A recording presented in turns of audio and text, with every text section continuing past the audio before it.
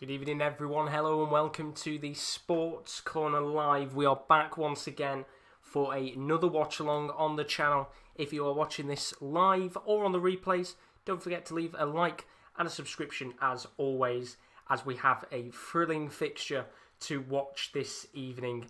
England take on Belgium in the UEFA Nations League with kick-off in about 15 minutes time. Of course it does say 4:45 on the screen. Ignore that, I made a mistake. Kickoff is at 5 o'clock. We've got about just under 15 minutes until we kick off to this game. We're going to be talking about the lineups, we're going to be talking about the teams, and we're going to be talking through everything ahead of this very important UEFA Nations League fixture. So, hello everyone, welcome. How are we all doing? I hope you're all good for the first time in quite a while.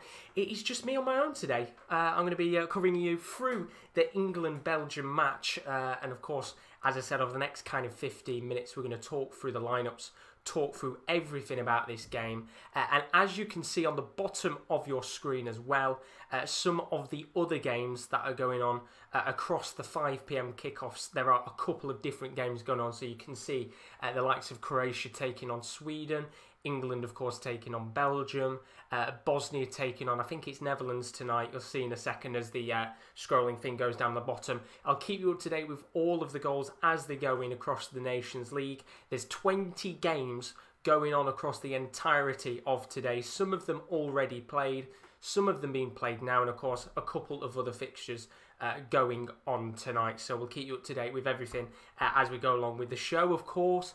Do put your comments in the chat as always. It'd be fantastic to see your guys' thoughts and opinions throughout this Nations League fixture. I've just seen Sven in the chat. Hope you're all good, buddy. Welcome to the stream. And of course, as I said, it's just me today. Usually for those of you that are regulars on the channel, you'll know most of the time it's myself and somebody else will be sat next to me talking through everything. Today it's just me on my own, so I apologise if I do take slight breaks in between, just have a quick sip or have a quick nibble because I am a little bit hungry. But of course, as we said, we've got an important fixture to cover today. You can see in the top left-hand corner, England taking on Belgium in the UEFA Nations League, and what a fixture this is for England, of course. They haven't really had many major tests, you could say, as of yet within the Nations League competition so far, and tonight will certainly be England's biggest test against a very, very strong Belgium side. So we've about just under 12 minutes to go until kick-off of this game. I think it's worth having a look at the lineups of the teams and the potential substitutions that we might see. Remember, of course, there is the chance to make, I believe, 5 substitutions within the UEFA Nations League. So here is the home side tonight. It is going to be a 3 at the back formation for England.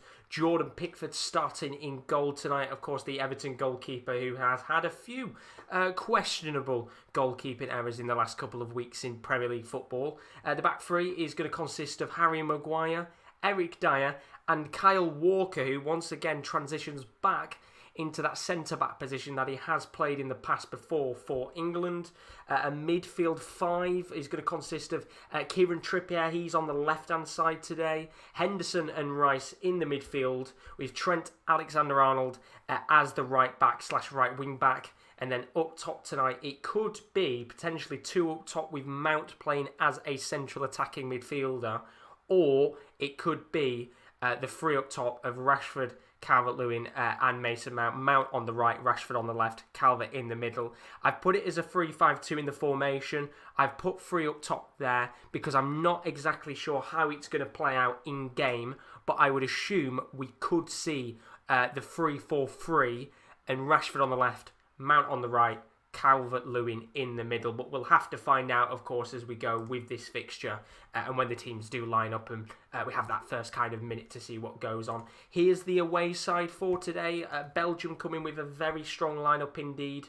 Mignolet, the former Liverpool goalkeeper, now of Club Brugge, he is in goal. A back 4 that consists of Diedrich Beata, who's done very well in the last couple of weeks for Hertha Berlin. He plays as left back.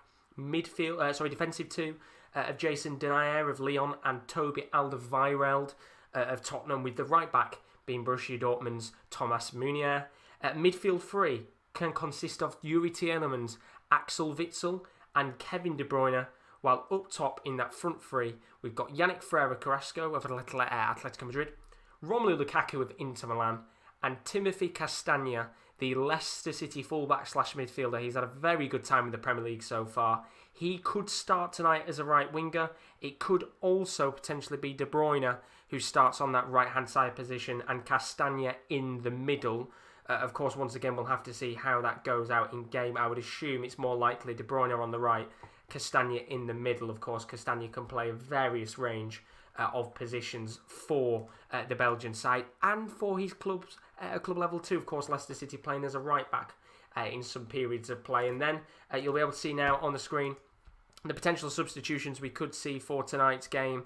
Looking on the left-hand side for England, 2 goalkeepers in Nick Pope and Dean Henderson. Defensive players, we've got Connor Cody, who scored in that previous game against Wales. Ainsley Maitland-Niles and Calvin Phillips, of course, who plays more as a defensive midfielder. Other midfielders, James Ward-Prowse of Southampton, and the man of the match, Jack Grealish, of course, done very well since the start of the Premier League and at international level. He could come off the bench at some point today. And then the 3 other attackers that we could see, Harry Kane, Danny Ings, and Jadon Sancho, who of course was subject to some criticism over attending Tammy Abraham's party a few days ago. Of course, Abraham and Chilwell not in the England squad altogether. Sancho, the only player that's been called up after that situation. And then the right-hand side, you can see the substitutions we could see for Belgium today. Davy Roeth and Thomas Kaminski, the 2 goalkeepers we could potentially see coming at some point. Leandro Trossard as well, the Brighton midfielder / winger. He's had a fantastic start of the season in the Premier League. Hans Vanaken of Club Brugge is there as well. Leander Dendoncker of Wolves. And then the attacking changes, there's a plethora of attacking players there. Divock Origi of Liverpool. Yari Verscheren of Anderlecht. Jeremy Doku, the youngster of now technically he's had Lyon, was of Anderlecht not too long ago, just recently joined Stade Rennes, not Lyon, in the Ligue 1, so he's had a move. And then the 2 strikers we could see come on at some point, Christian Benteke of Crystal Palace and Michi Batshuayi, also of Crystal Palace. So they are the teams for tonight's game. Of course, the game does kick off in about 8 minutes' time, and it would be fantastic to see your guys' thoughts and opinions on the game ahead. Of course, it's going to be a very interesting test for England. They haven't really had a major test as of yet in the Nations League, but they have struggled at points, of course, in the Nations League so far. A very disappointing 0-0 draw against Denmark was the most recent result in the Nations League. It was a very dull game indeed, and then the other game, of course, they have played out in their Nations League group was a 1-1 draw against... it was a game against Iceland where they only just got out of that game by the skin of their teeth. It was the penalty that was given away by Joe Gomez, which was missed, that really let England off the hook in that game. It was the 1-0 win, of course. But apart from that, they haven't had one of the major sides, if you compare it to last year's group where we did have the likes of Spain and Croatia. Belgium is the biggest test that we have had so far in the Nations League, and of course tonight we do really need to see the boys come out and put in a very good performance indeed. In fact, they did put a great performance in against Wales a couple of days ago, but that was in an international friendly, and of course one of the players that has started tonight up top is that man Dominic Calvert-Lewin, who has certainly made an impression for himself in the Premier League and at an international level. So as I said before, there are 20 games going on throughout the entirety of today in the UEFA Nations League. You'll be able to see on the bottom of your screen the scrolling text. That will update as the games do go on. Of course, you'll be able to see right now some of those matches taking place at 5 p.m. alongside, I think, the biggest fixture of the 5 p.m. fixtures in England and Belgium. So Croatia, they're going to be taking on Sweden. A tough game, that one is going to be for sure. England, of course, taking on Belgium, which kicks off in just around 5 minutes' time. Bosnia and Herzegovina, they're going to be taking on Netherlands. A bit of a weaker side tonight for Bosnia in that game. As for the Netherlands as well, resting a couple of their players you would expect. Norway, disappointment in the Euro 2020 playoffs. They come up today against Romania. And then finally, Finland take on Bulgaria in terms of the notable games. There are other games going on too across the Nations League. They do include Lithuania against Belarus, Armenia versus Georgia, and Estonia versus North Macedonia. And apart from that, They are the only games that are going on across the 5 p.m. kickoffs. But there's other big games going on tonight as well from 7:45. The likes of Poland taking on Italy.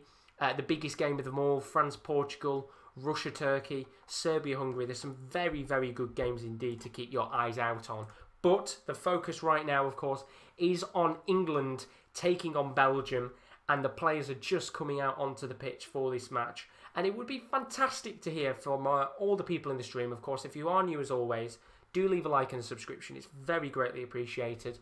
On your score predictions, because you look at this game on paper, and the last time that both of these sides did face off against each other was actually back at the World Cup in 2018. We faced off against Belgium twice. Of course, one of the games was in the group stages, which was a game that I think both teams wanted to lose.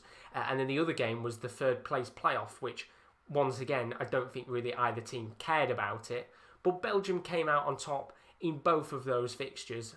And the last time that we actually beat Belgium was back in 2012. It was a 1-0 win in an international friendly. And I do think today that Belgium will win. I mean, if you look at the team on paper, they've got a very strong side. The likes of Kevin De Bruyne and Romelu Lukaku all starting off in today's fixtures. And then, of course, the bench isn't the strongest. I mean, you can see from the bench now, which I'll bring back up onto the screen. They have still got some decent players, some potential game changers. Jeremy Doku, the Belgian youngster, he's been fantastic since he's come into the Belgian national side. And also Leandro Trossard as well, and likes of Batshuayi. They have got those types of players that they can bring on in this fixture, but I do think Belgium will take a 2-1 win against England in this fixture. And as I said before, do put your score predictions in the chat. Any comments that you guys do put in, I will read out throughout the show. Of course, usually I have somebody next to me, which I can ask questions to, and it makes my life a lot more easy. But I'm on my own today, and that's the important thing. So hopefully we have got a very good game of football, because the last 3 international fixtures that I've covered, they've all ended in 0-0 draws. And I'm hoping maybe that theme can end today, because it's been a little bit disappointing that every single game I seem to have watched right now has ended in 0-0 draws. So we're going for the national anthem. Of course, I think Vinciel Lamino, I think that's how you pronounce your name. Apologies if I've got it wrong slightly. He's going for a 3-1 Belgium win. As I said, I do agree with you, to be honest. I do kind of think that we might potentially see Belgium come out on top here with a very good result indeed. Of course, such a strong side on paper today. And as for England, I think it's really important for them today to try and go out there and get a decent result. Really put, I wouldn't say put a marker down, because this England side has got a lot of work to do before it's kind of putting a marker down on the rest of the international teams. But I think it'd be a good result for them. So we're just looking at the lineups right now. Once again, for those of you that have just joined, welcome to the stream. Here's the home lineup for England. Potentially it's a 3-5-2 or a 3-4-3. Sky Sport are playing it as a 3-4-3, exactly how I said in terms of the lineup on your screen. Rashford on the left-hand side, Mason Mount on the right, and Calvert-Lewin in the middle. There were potential shouts for a 3-4-1-2 with Mount as the cam and Rashford and Calvert-Lewin up top, but that isn't happening. And then the other lineup, of course, the Belgian lineup, is looking a little bit like this. It is a 4-3-3 for the Belgians today. Mignolet in goal, Beata Denayer, Alderweireld and Meunier, the back 4. Tielemans, Witsel, and it looks like, just checking here on Sky Sports, in terms of the screen and how they've lined up with the formation, it's looking like Castagne playing in the middle. We'll find out in a moment's time, of course, before the game does actually kick off. So Sky Sports are saying it's a 3-4-3 with Beata Denayer and Alderweireld as the centre-backs. Castagne playing as a left mid, Meunier on the right, with Carrasco, Lukaku and De Bruyne up top. Of course, the formations can shift. With the game going on, they can shift it into a back 5. Castagne and Meunier coming back as the 2 defenders. They can also play it out as a back 4 if they wanted to. Put De Bruyne as a sole midfielder and Castagne as an attacking player. It really just does show how versatile this midfield is. But there's 16 of you in the stream right now. Thank you so much for joining us. Of course, if you are new, as always, welcome to the Sports Corner channel. We do plenty of watch-alongs on the channel, of course. Just before the game kicks off, you can have a quick look at what's to come over the next couple of weeks on the channel. So as you can see on the screen, 14th of October, we'll be back once again as Croatia take on France and England face Denmark in the Nations League. Then on the 17th of October, Everton take on Liverpool and Celtic face Rangers in an Old Firm derby special. 20th of October, we're back with the Champions League goal show live from 7:30, groups T to H, and then groups A to D on the 21st of October as we continue on our Match Day 1's goal show. And then finally, to top off the big important week of fixtures, Celtic versus AC Milan on the 22nd of October at 7:45. So there is a look at some of the fixtures going on over the next couple of weeks that we're going to be covering live on the channel in terms of our watch-alongs. But right now, our game has just kicked off here between England and Belgium. Let's hope that we have a good match overall. As I said before, there's other games going on today. 7 other fixtures that have kicked off at 5 p.m. You'll be able to see the live scores updating as we go along with those fixtures in the Nations League. But England coming forward here. There's a potential chance on goal already. Slight slip in the box. Trying to get it towards Calvert-Lewin, who's dinked a ball into the path there of Kieran Trippier. Just can't take a really solid touch on the ball. And the first opportunity of the game for England very nearly ended up with a Calvert-Lewin goal after 50 seconds, which would have been certainly fantastic. I know there's a certain person on the Sports Corner YouTube channel that'll be delighted with a Calvert-Lewin goal today, and that, of course, would be Kieran L, big Calvert-Lewin fan. And I think there's a lot of people who will be impressed with how Calvert-Lewin has done so far. Of course, in the Premier League, doing a fantastic job for Everton, picking up the Premier League Player of the Month, and now he's got that call up for England. He's done very well indeed. And England coming forward once again here. 1 minute and 20 on the clock. Calvert-Lewin forced out to the left-hand side of the pitch. He's going to try and position himself into the middle of the field. He's going to hit it long towards Mason Mount. Just can't get the touch of the ball, though, and it will go out of play for an England throw-in. A very bright start here, though, from the home side, of course, playing at Wembley today. Will be interesting to see how things do go in this match. But England have a throw-in here, and it looks like it's going to be taken here by, I think, Trent Alexander-Arnold. Yep, he's indeed. Trent Alexander-Arnold is going to take the throw-in a very decent position. Could England maybe get to a very good opening start? And don't mind me, I am going to crack open a can because, as I said, I usually have somebody else with me. I think I'm going to have very dry lips by the end of the day. England coming forward. Trent Alexander-Arnold trying to lob a ball into the box, of course, playing on the right-hand side of the pitch today, a little bit further forward than he would be in his natural Liverpool role. And there's a potential counter-attack here. Long ball towards Kevin De Bruyne, who gets a touch just at the edge of the box. He's trying to lay it off into the path of Carrasco, but there's a deflection on the ball from Kieran Trippier, and he's able to clear the ball away. And that was very risky there from Trippier, but really well worked from the Atletico Madrid fullback, because Kevin De Bruyne was very nearly through on goal. And a very bright start in this first 3 minutes of the match. And of course, as I said before, if you've just joined us, do put your score prediction in the chat, because we're only a couple of minutes in, so I guess you can still squeeze them in as we go along. But a very bright start here from both sides, as England have a little bit of a feel for possession now. Just calming it down a little bit, making sure that this bright start doesn't lead to the home side going 1-0 down at Wembley. But it's a real shame that fans couldn't be in the ground for a fixture like this, because, as we've said before, on paper, we have had games against Belgium which haven't really had much importance. Of course, the World Cup fixture, which was played in 2018, was a big game, but the context of the match in terms of the group stages was that technically neither side wanted to win it if they wanted to get into the easier side of the bracket. And then the other game, of course, we faced off against them was in the third place playoff, which once again isn't really much of an important fixture. But Rashford's driving forward here, a lovely solo run from him. He's been able to get the ball back after Thomas Meunier got a slight touch of the ball. Going to lay it off to Trippier on the right hand side.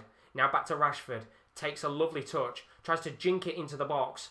Beata clears away, but it is going to come back to England here. Mason Mount on the edge of the box, lays it off to Rashford on the left hand side this time. Good start there from the Manchester United forward/striker.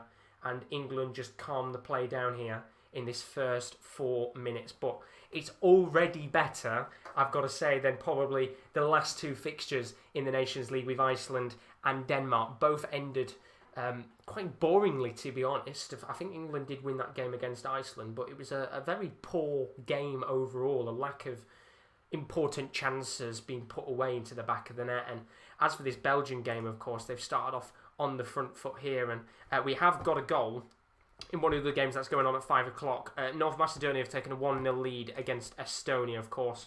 Some other games going on today, so we'll keep you up to date as the goals do go, and it's kind of like a mini goal show with England and Belgium snuck in there at the same time. So thank you to all of you that have decided to join us for today's fixture. It's always very, very greatly appreciated. But here come England on the attack once again. It's Marcus Rashford on that left-hand side. He's been very important in these first couple of minutes for the home side here at Wembley, trying to sneak their way into the lead. A couple of very risky passes that have paid off at points, but a pass there from Declan Rice hasn't, and now Belgium can come forward. Here's Romelu Lukaku, about 45 yards out from goal. He's going to lay it off for Thomas Meunier, who eventually will pass it back to Toby Alderweireld, and Belgium just taking their time here, no rush, 5 minutes on the clock, still 0-0 in this game. And a very good start indeed from both sides. Long ball lofted towards De Bruyne. That seems to be the aim in the first couple of minutes. Is good defending from the back there with Harry Maguire. Comfortable clearance away. And England could come on the counter-attack again. Long ball. Trying to get it towards Rashford, who just waits for the ball. But Thomas Meunier, exceptional defending from the Dortmund fullback. He's able to just stop that cross going in. And here come England once again on the attack. Very good start here from the home side. Maguire pushing forward into Declan Rice. And now back to Kyle Walker. We've got another goal elsewhere. Armenia 1-0 up against Georgia. Another small goal for one of the smaller nations. But good to see a few early goals going in within the first 10 minutes. As for this game between England and Belgium, it is still 0-0 right now. And of course, do put your questions and thoughts and opinions in the chat. It would be lovely to have a few talking points throughout this game when it goes a little bit quiet. Talk to you guys about, it doesn't have to be even about this game, it could be anything about football, the Champions League, the Premier League, any questions that you want to chuck into the chat, you are absolutely more than welcome to. It would be lovely to have a few talking points. And thank you to all of you that have liked, and as I said, if you are new as always, do leave a subscription. It is always very greatly appreciated when we get the new subscribers, because it's lovely to have new faces in the stream to talk to as we do our watch-alongs live. But 7 minutes on the clock here. Belgium just passing around the back, taking their time. Although Carrasco has given the ball away at the halfway line, and Kyle Walker is able to potentially set England on another attack here. He's going to take the throw in, but it's gone back to Eric Dyer. And England just slowing the play down here very slightly with 7 minutes on the clock. Here's Kyle Walker into Eric Dyer.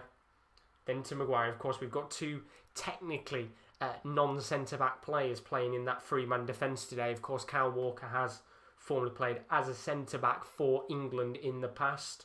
First kind of time he's done it in a while, I would say, in terms of playing as a centre-back. And then we also have Eric Dyer, who himself has played a centre-back in his career, was known for playing it at Sporting when he was in Portugal. He's now playing it once again for England. And it'd be interesting to see how they do tonight, because Harry Maguire is the only astute centre-back, I guess you could say. So it'd be interesting to see how he does in terms of guiding the two players around him to stick to their natural positions, and especially for someone like Kyle Walker, maybe not push up the field as much, of course, even though he does have a little bit of experience as playing as a centre-back from those previous games. I think it was at the World Cup where he played as a centre-back. But here's Belgium on the ball just at the halfway line. Good start here from both sides. England probably being the better of the two teams so far, but Belgium coming forward. Castagna just going to lay it off to Carrasco, who's pushed back a little bit. Now it's with Toby Alderweireld just before the halfway line. He's asking for a run from one of his players, but Denayer comes forward and gets the ball instead. And now we could have attack on here, because Carrasco is coming down that left-hand side and there's plenty of space for him to run into. Still going here. Lovely footwork from Carrasco. Great ball into Timothy Castagna. Gets it towards Lukaku, whose header is completely misdirected. And Meunier keeps it in play. Good work there from Belgium. Just a shame about Lukaku's header. Was nowhere near the goal. Wouldn't even class that as a shot. But Belgium keep the ball. And they could have another chance here to attack in this game.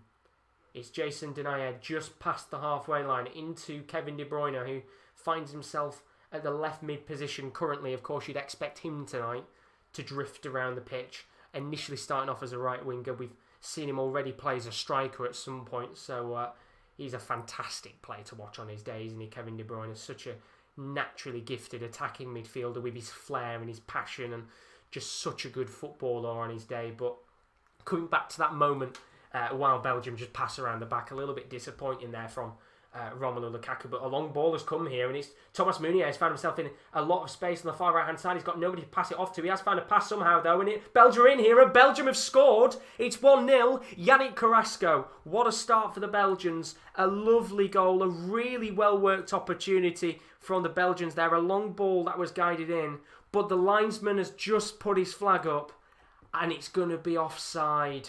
Oh, well, I hate the rule of how it takes forever for them to put the flag up, and Roberto Martinez here just questioning the decision of whether this should be offside. And looking at the decision here, I would have to say it does look like Thomas Meunier is offside, and it was such a good pass. I think it was actually from Toby Alderweireld as the left centre-back that guided it towards Meunier, who was in such an awkward position to try and lay off the ball into the box. Somehow, he found the space and got it into the back, and Carrasco got it into the back of the net, but the linesman there, very, very good decision from him, and Yannick Carrasco's goal is offside, and we stay 0-0 after 10 minutes. Very, very unlucky there for the Belgians, because that was a quality piece of work, especially from Toby Alderweireld. What a ball! Just a shame he was a whisker offside, Thomas Meunier, but good start to this game. That's exactly what we needed. First 10 minutes, a little bit of nerves for England. Of course, the back line isn't going to be as, not reputable, but as consistent as previous back lines because of the extra two centre-backs that aren't usually centre-backs. But here come Belgium once again on the attack, and this time it's on the left-hand side. Lovely work from Castagna coming forward, but he just can't find the pass to Yannick Carrasco, and the ball is cleared away. And another opportunity there going for the Belgians. Just unfortunate though that hasn't come to anything, and England kind of living on the edge here in this last couple of minutes. It was a very good start from England. That first 4 or 5 minutes had a really good spell of possession and a good flurry of attacking opportunities, but now it does feel like Belgium have got a little bit of a foothold in this game, just taking their time, passing the ball around, no real sense of urgency to rush any opportunities. And we've seen the long ball opportunities work, and here come Belgium once again. It's Kevin De Bruyne on that left-hand side. Tries to get around Trent Alexander-Arnold, who manhandles him, but there will be a corner for the Belgians. And it's a very good start indeed here. You would expect Kevin De Bruyne to take that chance on, but we're just seeing that opportunity there.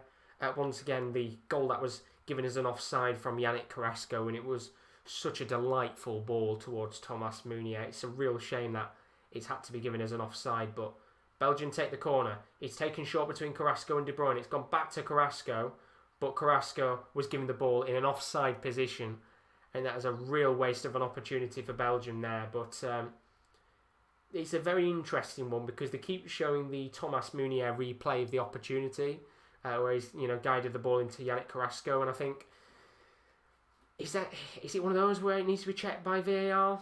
Potentially. It's very, very close in terms of the distance between Meunier being offside, and I think it was Walker who was the player that looked like he just kept him onside, but the referee, I don't think, checks with VAR. The linesman pretty adamant with his decision there, and of course it's given as an offside. But 15 minutes nearly into the game, and it's England 0, Belgium 0. In terms of the 7 other games going on right now across the 5 p.m. kickoffs, in terms of the important ones, we have had a goal elsewhere in one of those games, and Norway have taken a 1-0 lead against Romania. The goal scorer in that game, of course, being Erling Braut Haaland. He's been on fire in the last couple of weeks, not just for Dortmund, but now for his international side, and it's a 1-0 lead there. First goal in the 13th minute in that match. But the other results going on elsewhere, still 0-0 in this game. Bosnia 0, Netherlands 0. Of course, Norway now 1-0 up in their fixture, and Finland 0-0 against Bulgaria. But we have a potential penalty shout here.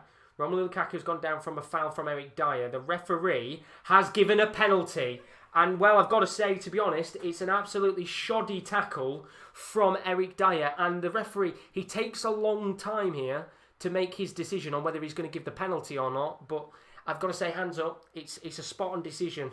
Romelu Lukaku, he drives into the box, takes a heavy touch, you have to admit. And I honestly don't know what Eric Dyer's doing here. I kind of feel like he expects he's going to get a slight touch on the ball, goes in for the tackle early, completely mistimes it, and of course connects with Lukaku, and the referee gives a penalty, and I don't know why it's taken the referee so long to think about his decision there. Jordan Pickford picks the ball up, and I think it's about 10 seconds after the initial foul's made, he does point to the spot. I would assume, of course, VAR intervening with that, but Belgium now, they have a chance here to make it 1-0. Romelu Lukaku steps up to the spot and blasts it into the bottom right-hand corner. It's the start that Belgium have deserved, and they should have been 1-0 up a moment ago. They're now 1-0 up courtesy of that Romelu Lukaku penalty. And as I said before, you have to say it's absolutely deserved with the start that they've had to this game. A really good first 15 minutes, and that should open up the game. Fantastic finish from Lukaku. 1-0 to Belgium. And we're just seeing the opportunity there in terms of the Dyer foul, and it's such a shoddy foul. I don't know whether, as I said before, Dyer has gone in to see if he can connect with the ball early, but either way, he's nowhere near the ball. He connects with Lukaku, and it's the right decision from the referee. I don't know if anybody there is going to kind of disagree and say, well, actually, it should be not given as a penalty, but Belgium are coming forward again here, and it could be 2-0 very early on. Lukaku plays it to Kevin De Bruyne, tries to get it back to Lukaku again, but there's a really good tackle there from, I think it was Declan Rice, who just got a touch on the ball, and the referee is eventually going to give a free kick to England. They just need to calm things down a little bit here, because the home side are looking a little bit nervy in this game. And of course, giving the goal away, they could have technically been 2-0 down within 15 minutes, and got to say, a little bit lucky that they're not, to be honest. Belgium deserve everything in this first 17. And once again, the away side, they have the ball here in the defensive half of play, and we're about 1/4 of the way through. It's Belgium 1, England 0. Very, very good start indeed. We have had a goal elsewhere in one of the other games. Lithuania taking on Belarus. They've had a goal in their game, so another one of the games that's had a goal. But of course, most importantly, the game that we're covering right now, we have had that goal from Belgium, which was courtesy of Romelu Lukaku. But now England just have a little spell here of defensive possession. Here's Maguire, going to lay it off into Marcus Rashford, just waiting for play to kind of push backwards so he can pass it into them. A lot of long balls being chipped up by the defenders. I don't really like how they're playing this game out so far, to be honest, because the Belgians can seem to play a long ball and execute it fairly well. They've got the two overlapping fullbacks in Munier and Castagna that are bombing forward and making extending runs alongside Carrasco and De Bruyne. As for the England side right now, it seems to be quite the opposite. The long balls are being shifted up towards the likes of Calvert-Lewin and Mount, but nobody seems to be getting a connection onto the ball, and that's the worry right now. I think something needs to change here if England do want to get back into this game. But 18 minutes on the clock. The ball has gone back to Jordan Pickford, who couldn't do anything about the penalty. It was a really well-taken penalty from the Inter Milan striker, blasted into that bottom right-hand corner. And there's a mistake here, and Belgium can come through on goal again. It's Kevin De Bruyne at the edge of the box. He takes the shot on, and that's a good save from Jordan Pickford. Very nearly 2-0, and once again, it's another mistake from England that very nearly cost them, and that would have been an absolutely cracking strike from Kevin De Bruyne from the edge of the box. And you cannot give that man, A, the ball, and gift him a very good opportunity, and B, the amount of space that De Bruyne has given to work the opportunity, it's so poor there. And he takes that shot on, not necessarily the greatest shot in the world, but you never know with Jordan Pickford. He is very susceptible to letting in a few kind of rubbish goals in the past couple of weeks, of course. I think the most recent one he let in was against Crystal Palace before the international break kicked in. It was a very poor error from him. But so far, 20 minutes on the clock here, and the Belgians really do look like they could have been 2, 3, 4 up, and it's just worrying right now. Not really seeing a great deal of the attack so far. In fact, I don't really feel like I've really seen anything of Mason Mount. As Belgium come forward here and do long ball once again, Lukaku's got a touch. He could potentially get a ball into the box. It's a beautiful cross that is just slightly deflected from Eric Dyer. But Belgium get the ball back once again. It's De Bruyne on the right-hand side. He's going to lay it off to Thomas Meunier, who tries to get the ball into the box. Good defending from Maguire, keeping close to the fullback. Lays it off towards De Bruyne, who puts a low cross into the box. And he just can't get there. So unlucky. He's got the ball towards Meunier. He takes on the half volley, but it's a weak and tame effort from the forward. Pickford dives, but it's nowhere near the goal. And it's an opportunity that goes wide of the mark. And it's another chance for Belgium to get a 2-goal lead. And to be honest, it should be 2-0. We had the goal that was given as an offside from Yannick Carrasco, but what a really poor performance so far from England. Very, very shoddy indeed. And as we said before, it's England's biggest test in terms of these teams that they're going to face. You know, the group that they've got for the Nations League isn't exactly the hardest group in the world. You know, you compare it back to last year and they had the likes of Croatia and Spain, which they played off against. And I think you've got a really good group here in the likes of Belgium and Iceland and Denmark, where you would expect Belgium and England to be the top two sides, and so far Belgium being the better of the two sides, and it's completely understandable as to why they currently sit top of the Nations League group. And pretty much if they win this game today, Belgium, they are probably going to finish top of the group no matter what happens, because it's very unlikely that they'll drop points to an Iceland or a Denmark. More likely to drop points against Denmark than Iceland, but they've been so good in the Nations League so far that I would expect them to finish in first place quite comprehensively. As for England, you would expect them to finish second, but we had a very poor performance against Denmark, where we did get a 0-0 draw. Very boring game of football, to be honest. We could have actually lost that with about 30 seconds of the game left to go. I do remember there was one opportunity for Denmark at the end. I think it was Martin Braithwaite, actually. But so far, not really showing much at all. England going for a long ball here towards Rashford.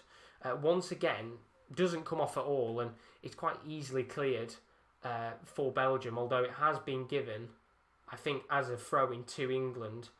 Quite interesting there. Belgium did think, well, the Belgians thought they kept the ball in play there, but the referee's gone back for the throw-in, and they need to make something here, England, because apart from that kind of first 4 or 5 minutes where we had a wave of attacking opportunities, we seem to be stuck in our own half right now, which is exactly where we've gone. You know, Jordan Pickford, just out of his goal here, he's going to go long towards Kieran Trippier, who's on that left-hand side.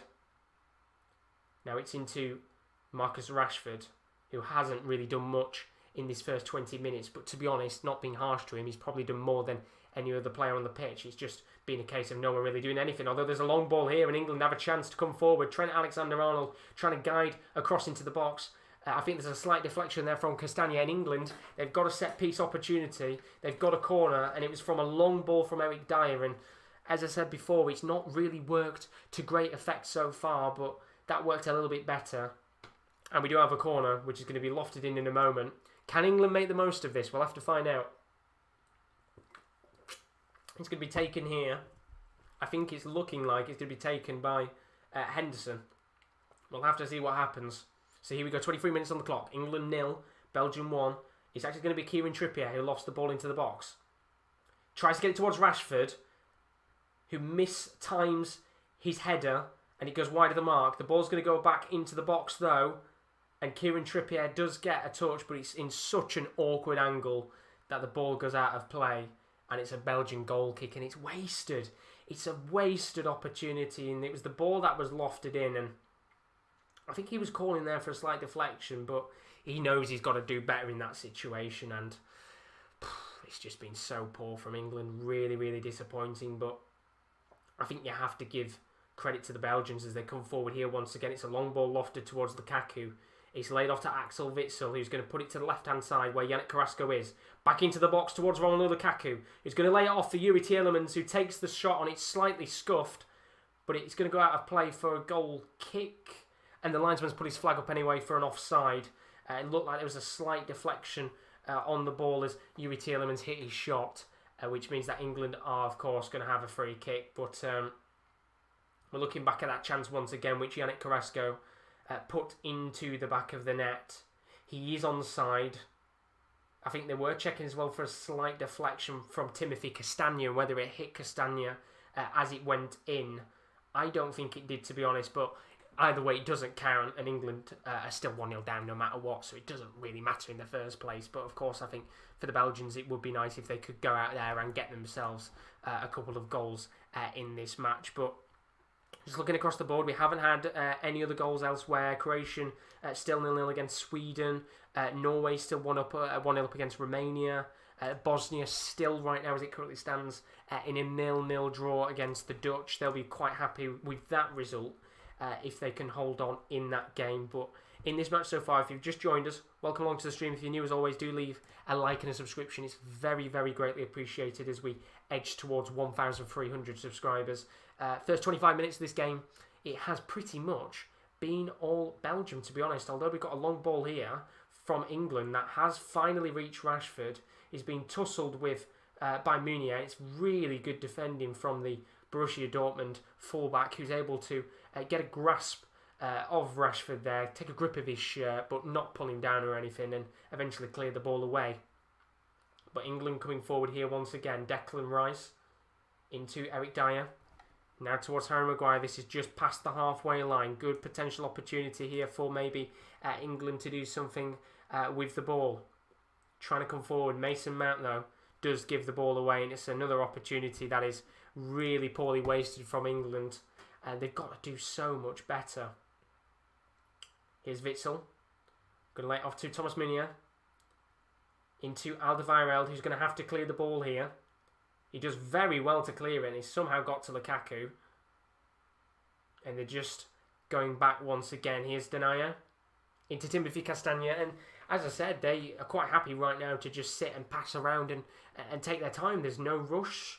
There's no urgency. And of course, with the England players, there's a lot of space and time for them to work the ball into.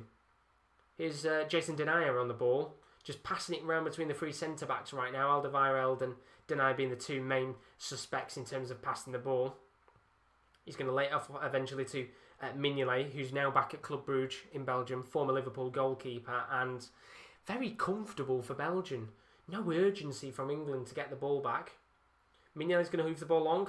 It does come back to Trent Alexander-Arnold, but Castagna gets the ball back, and we might have a chance here for Belgium once again. Here's Tielemans into Witsel. Now in the attacking half of play, he's going to lay it off to Thomas Meunier on the right-hand side of the field. Lovely bit of trickery from the Dortmund fullback. He lays it off to Lukaku, 35 yards out from goal. Oh, it's a great cross from Lukaku, but just not enough weight on it to get it towards Timothy Castagna. It will go out of play there for a throw-in. A slight touch from Eric Dyer means that the Belgians do have a pretty good throw-in in the convincing position, although they are going to play it out, and it's going to go back to Diedrich Beata at the halfway line. But here they are once again. Axel Witsel going to lay it off to Toby Alderweireld, Spurs centre-back, of course. I think he signed a new contract quite recently as well for the Premier League club. So fantastic for him, of course. Was going to be a free agent at the end of the season. So he's been able to, get back into the Premier League fold at Spurs, and of course was linked with moves away for God knows how long. Of course, a former Atletico Madrid centre-back as well. And Southampton, if we're going down the list of clubs that Alderweireld has played for. Here he is on the ball now, just lots of passing around the back from Belgium right now. No rush as Denayer tries to eventually push the ball forward. He lays it off to Tielemans, who lays it back. And once again, Belgians here quite happily just passing it around the back. No players in terms of the England team really trying to push forward, but there's a long ball towards Meunier, who just can't run onto the ball. And Pickford comes out and is able to catch the ball very easily there. And Thomas Meunier so far has been absolutely fantastic to watch. The amount of driving runs that he's made within this game so far has been exquisite to see. Of course, you would have expected De Bruyne to be the one making the runs forward, but he's making those overlapping runs on the right-hand side. The ball is tended to be lofted towards him from the likes of Beata and Denayer, the two centre-backs that are on the left and right-hand side of the back three, and it's working a charm. It really is working a charm, and there's been times where England have tried to kind of work the same way, and Maguire's lofting balls up the field, and Eric Dyer's trying to hit it long to Alexander-Arnold and Trippier, but not working to great effect at all as we hit the 30th minute mark very shortly of this game. Welcome to all of you that are joining the stream. If you are new, as always, do leave a like and a subscription. It's always very greatly appreciated to see some new faces in here. And of course, as I said before, do put your thoughts and opinions throughout this game on what you think of the match, what you think England need to do to improve in this game so far, because I think we can all agree they've been pretty shoddy in this first half an hour. And just put your questions in too. It doesn't have to be about this game. It could be about anything football related. It'd be lovely to hear a few of your thoughts and questions throughout the rest of this game. But we're now past the 30-minute mark, and England just trying to push forward here. You could say it's a rare attack because we've not really had many opportunities at all so far in this game. In fact, if you actually look at the stats, England haven't had any shots in the game so far. 5 shots for Belgium, 2 on target. Although England are coming forward now, and it's Trippier on the left-hand side. What can the Atletico Madrid fullback do? He lays it off for Rashford just at the edge of the box. Now going to go into Declan Rice, the West Ham midfielder, linked with a move away to Chelsea, although of course he's still at the club for now, which is fantastic to see as England come forward once again. Here's Marcus Rashford, lays it off to Jordan Henderson, who puts an outside the foot cross in towards Calvert-Lewin, who does get a slight touch on the ball, but once again it's in a very awkward angle. He's kind of turning and adjusting his body to try and get his head onto the ball, and he does kind of hit the ball backwards, and it goes out of play for a goal kick. But you've got to look at Gareth Southgate right now. He's probably a little bit frustrated with how his side have performed so far. Once again, no shots from this England side, although there is a mistake here for Belgium. And Witsel goes down, and the referee does give a free kick and a yellow card for Declan Rice, who just complains to the referee there, saying that he should have played on, and he did get a connection with the ball, but the referee says no, and Rice goes into the book, and that's the first yellow card of the day in this match. And it's the right decision. I don't know why he's protesting that there. Very strange for... of course, he's going to protest it because it's Declan Rice, of course, but yeah, absolutely spot on there with the yellow card. Right decision from the referee. And talking about decisions and important moments, we have had another goal in one of the games that we're covering. As we said before, the 7 games that are all going on today at 5 o'clock. 20 games that are going on overall across the Nations League at 5 o'clock. And we've had a goal in the Croatia game. Croatia 1-0 up in their match at the 31st minute mark. And the goal has come from Nikola Vlasic, former Everton man, with the goal in that game. So the Croatians will be delighted, of course. 1-0 to the good, of course. As I said, former Everton man, playing at CSK Moscow in the Russian league. He'll be fairly delighted with himself, Nikola Vlasic. And we have a goal in that game, so 1-0 to Sweden. As for the other games on the screen right now, you can see them. The live scores going on the bottom of your screen. Croatia 1-0 up against Sweden. I forgot to actually put that the Belgians are 1-0 up against England, so I'm just going to change that now, of course. So it is the correct scoreline, so you know that it is 1-0 to the Belgians. Apologies, by the way, if it does slightly lag when we do change the scorelines. But it is 1-0 Belgium, of course. Bosnia still 0-0 against the Netherlands. Norway 1-0 up against Romania, courtesy of an Erling Braut Haaland goal. And Finland still 0-0 against Bulgaria. So they're the kind of important-ish fixtures going on at 5 o'clock. There's some other games going on too. North Macedonia against Estonia, that's currently 1-1. Armenia up against Georgia, that's 1-0 to Armenia. And Lithuania against Belarus as well, 1-0 to Lithuania. So a couple of goals going in across the board. As for England, though, if they want to get a goal, they're going to need to take a shot on target, because right now they've had no shots at all. In fact, a shot would do good as they come forward. Here's Declan Rice, going to lay it off into Mason Mount, who's not really done much in this game so far, and I think there'll be a lot of Aston Villa fans who will be calling for maybe Jack Grealish to come on in the second half. Got man of the match in that previous game against Wales, of course, and has been one of the best players, you could say, since the Premier League has come back. In fact, I think if you look at the stats, technically he's one of the best playmakers in Europe in terms of Aston Villa's current form. Not in terms of him being, I wouldn't say best playmaker in the world ever, of course, but in terms of the beginning of the season, he's up there with some of the very best in Europe, statistically speaking. But England coming forward here, And Calvert-Lewin with a lovely run forward on the left-hand side. He's got a lot of work here to do on his own, trying to loft a ball into the box. He sees the overlapping run of Mason Mount, but there's a slight deflection from Alderweireld, and that's the bright spark that we needed there. Calvert-Lewin doing very, very well to come forward. It was a long ball from Maguire, which he was able to just spin around Alderweireld, but couldn't get past him. Slight touch there from the defender, and England have a corner. Can England's number 9, Calvert-Lewin, get his head on this and get his second international goal? Kieran Trippier is going to take the corner here. This would be fantastic for England with their first shot to get a goal. Ball's lofted into the box, but he's straight into the hands of Mignolet, and we could see now a potential Belgian counter-attack. Here's Yannick Carrasco bombing forward. We know he's got pace. He's driving down that left-hand side. It's a 3-on-5, 5 English defenders back, 3 Belgian forwards, and eventually De Bruyne does get a touch, but he's deflected. His pass is deflected and goes all the way back to Jordan Pickford, but very unlucky there for the Belgians.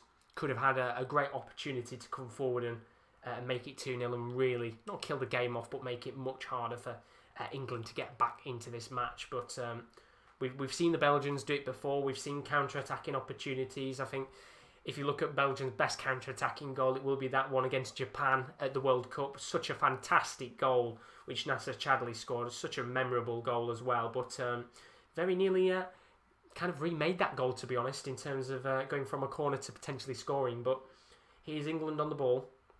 35 minutes on the clock. Belgium still 1-0 up in this game as the home side come forward here at Wembley.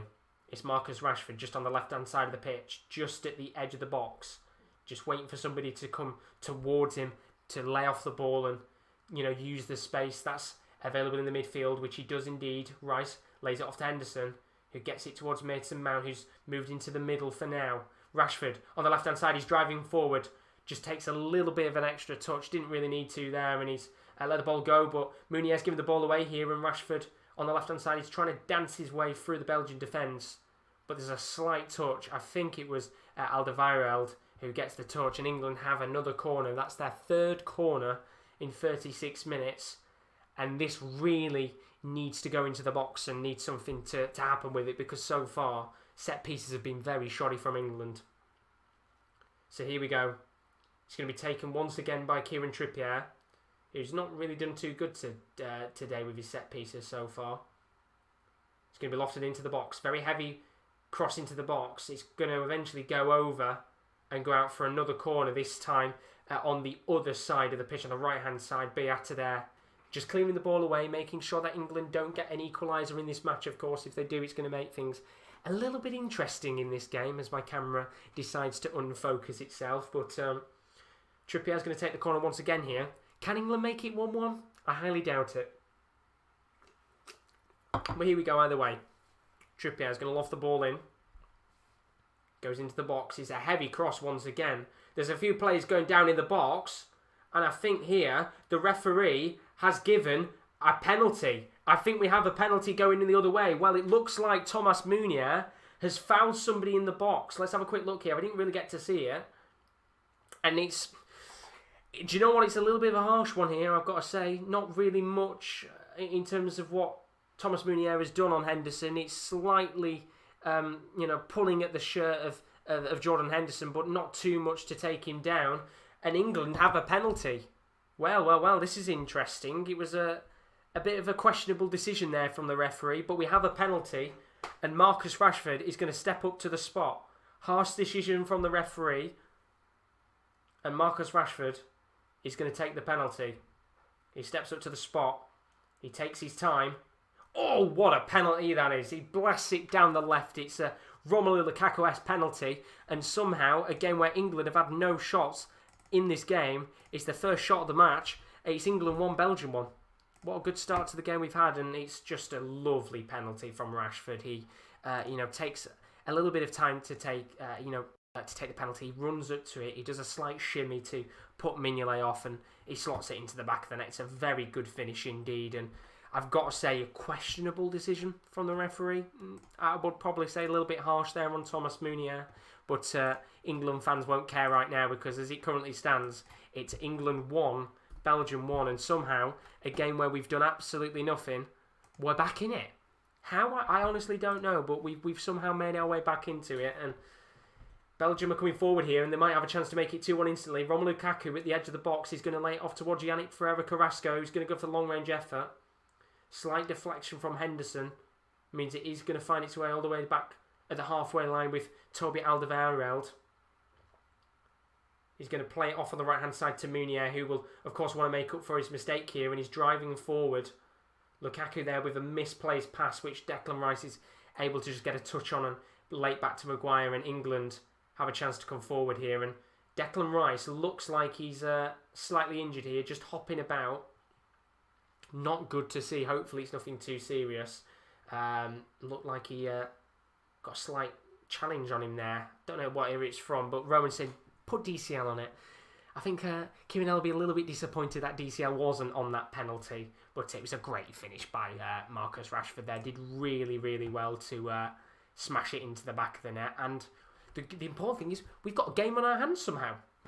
I don't know how, because we've been absolutely shoddy in the game, and you know, technically speaking, we haven't really had many shots at all. I mean, we've had 2 shots, 1 on target now. I mean, of course, one of them is the penalty, but we're in the game, and that's the important thing. But we've had another goal in one of the other games that kicked off at 5 o'clock, and the goal has gone to Norway. They are now 2-0 up in their game against Romania.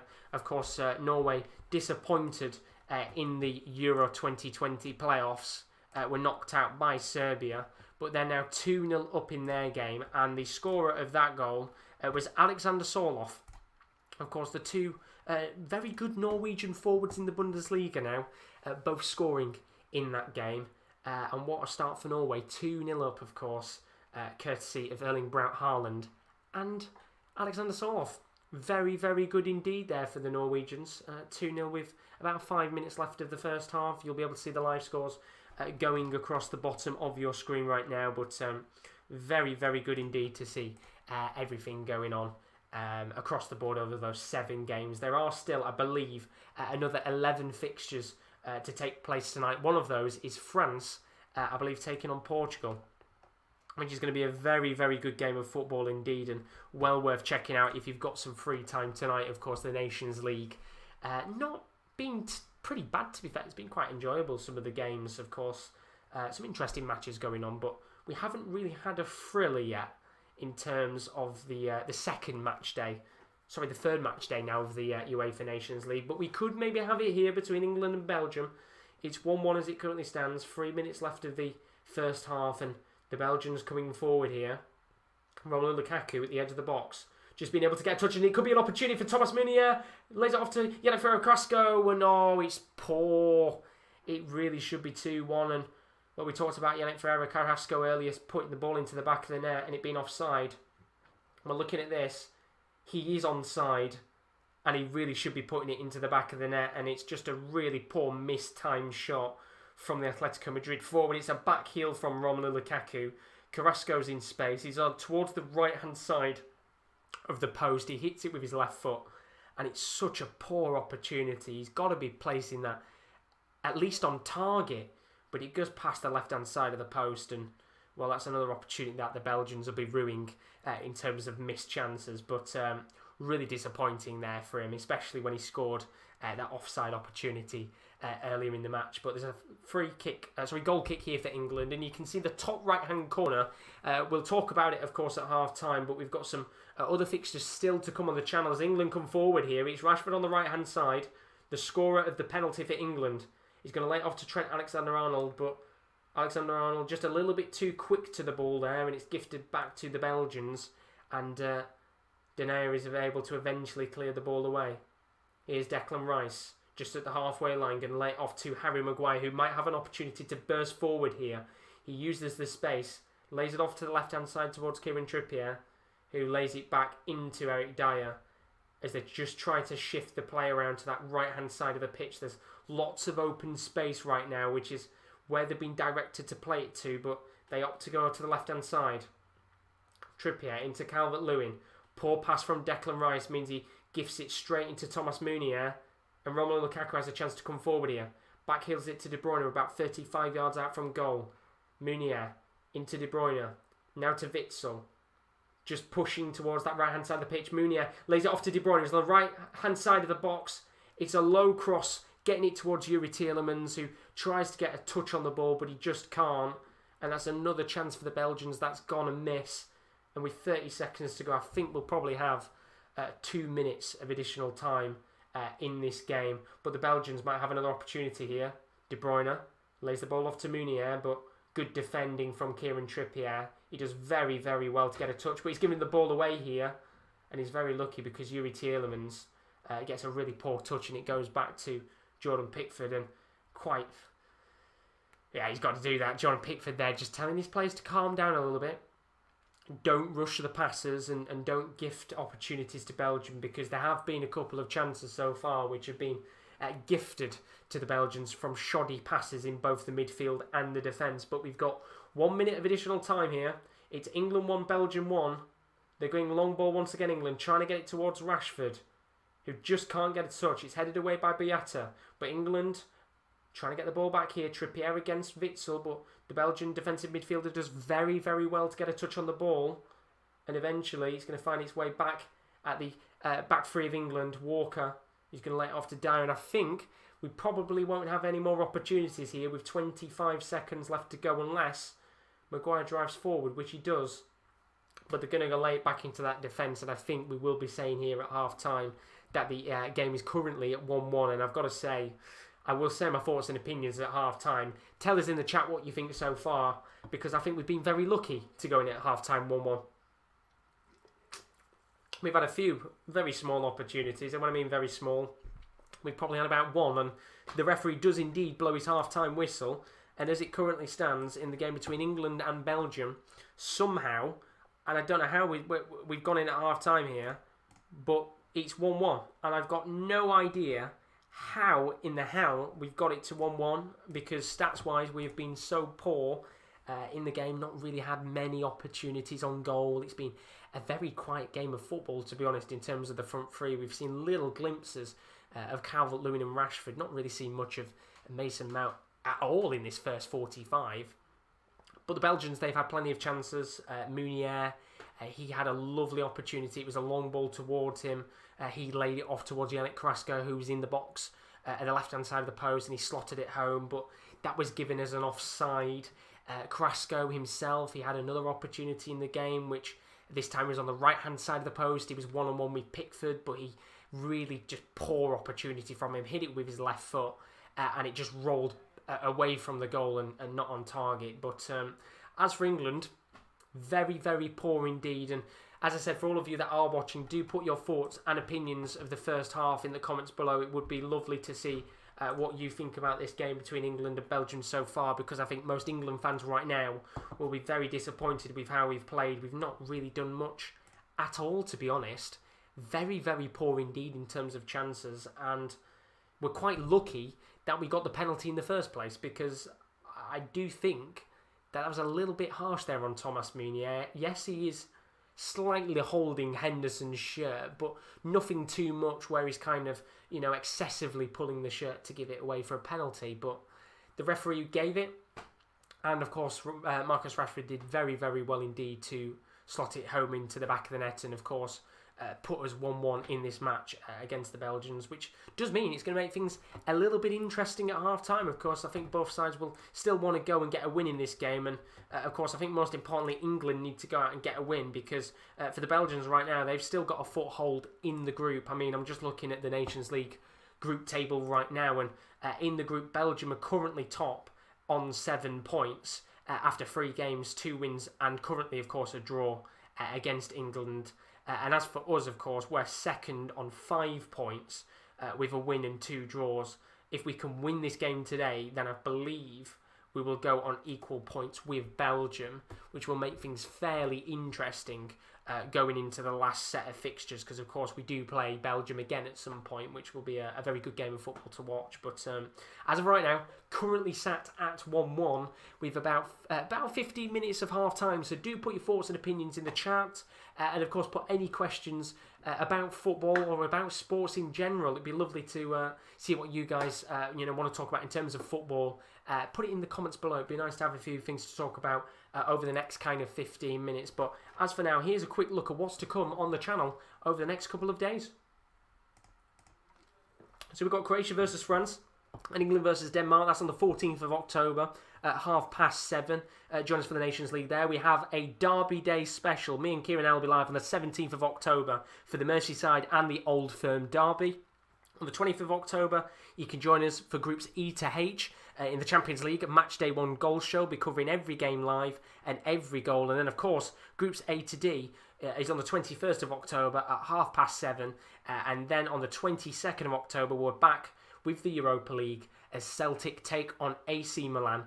We'll be picking out one game a week with the Europa League to cover, and what a game of football that is going to be between Celtic and AC Milan to kickstart the UEFA Europa League. So that is next Thursday on the 22nd of October at 7:45. Of course, you saw the other games going on there in terms of the Champions League. That is back next week. Looking forward to that one, of course. We're going to be doing our goal show for that, covering every game and every goal that goes in across the board over the fixtures that are being played. Very excited for that, of course. It'd be fantastic to see all you guys in there. And then, of course, we've still got a few more Nations League fixtures, which is our next stream. That's going to be on the 14th. Going to be covering France and Croatia as the main game. Of course, England taking on Denmark. We'll have our close eyes on that one as well. And then there's a whole host of other fixtures also going on at the same time. I believe there's about 15 other games going on that individual night on the 14th of October. So you can see in the top right right now, that's at 7:45 on the 14th of October. So do keep your eyes out. And of course, if you're on here as always, do leave a like and subscription and click the bell, which should be the bottom left-hand corner, to get notifications on when we do go live, because it's not just, of course, footballing content on the channel as well. We have other sporting content too. We have our tier list, which should be coming back soon, fingers crossed. We have the NFL corner, which we've got plenty more NFL content coming out over the next couple of weeks. We have Rowan's F1 watch-alongs, of course. If you missed the F1 today and you want to watch back the Eiffel Grand Prix, then it's worth checking out Rowan's Grand Prix watch-along, which he did earlier this morning. And then, of course, we have all of our footballing content, which is constant right now, especially with the endless amount of football that is going on over the next couple of weeks. As we said before, we've got the Champions League. We've got Carabao Cup fixtures in the next couple of weeks, I think. We've got, of course, the Nations League. We've got the Europa League, Premier League games. We're going to be doing a few La Liga games, Serie A, the Old Firm Derby, for example. So do keep your eyes out, because we don't just cover the Premier League. We like to cover a whole host of different leagues across the board. But let's go back to our game. As it currently stands, if you've just joined us, welcome to the stream. It is half-time between England and Belgium, and as it currently stands, it's England 1, Belgium 1, and you have to say that it's slightly undeserved for England to be back in this game. In fact, we've had a couple of incidents in this match where we could have had penalty shouts. Of course, the first goal of the game for Belgium came from a penalty. It was a really poor tackle from Eric Dyer, which I'm just seeing on the screen right now. He just mistimes his tackle, thinks he's going to get a touch of the ball, connects with Lukaku, and of course, as you'd expect, the referee does point to the spot. But it was quite a late decision. It took him about 10 seconds after the tackle was made to kind of give the penalty. But Romelu Lukaku, he stepped up, really good penalty. No messing about with him. He just ran straight for the ball, smashed it into the bottom right-hand corner. It was a very good, well-taken penalty from the Inter Milan forward. And then we had the other penalty incident, which was the penalty which was given for the foul from Thomas Meunier. And just looking back at it once again, I think it's still a very harsh decision. You know, Thomas Meunier, he does get a slight grip on Henderson, but I do think Henderson goes down a little bit too easy there and kind of buys the penalty. The referee, I'm just kind of looking at it again. As I said, he does have a touch on Henderson, but he's not grappling the shirt. And you know when somebody's really tugging someone's shirt, you know when it's going to be a penalty. But I think it's very harsh there. Henderson's bought the penalty, but the important thing is Marcus Rashford, he stepped up. He took a little bit longer than Romelu Lukaku did. He ran up to it, then took a couple of extra steps and slotted the penalty home. He went into the bottom left-hand corner. It was a very good penalty indeed from Marcus Rashford. And, of course, England are somehow back in this game. How? I have no idea, because if you look at the stats of the match so far, we've had 2 shots, 1 on target, compared to Belgium's 7 shots.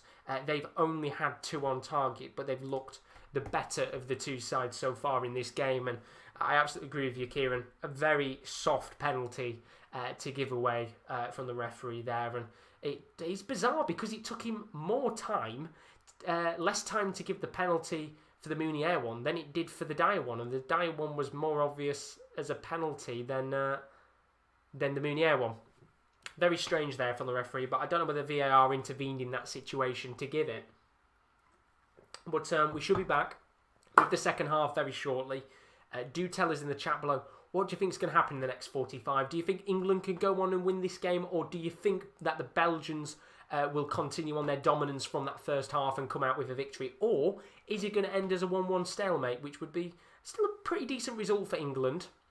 Not the most enjoyable game in the world to watch as an England fan, but at least there's been more opportunities already in this game than we probably had in the Iceland and Denmark games put together. You know, those two games in the Nations League before were pretty shoddy indeed. But we can have a quick look at England's upcoming fixtures for the future. Of course, we still have a couple more fixtures to come. On the 14th of October, you can see in that top right-hand corner, we'll be covering France, Croatia, and also England, Denmark.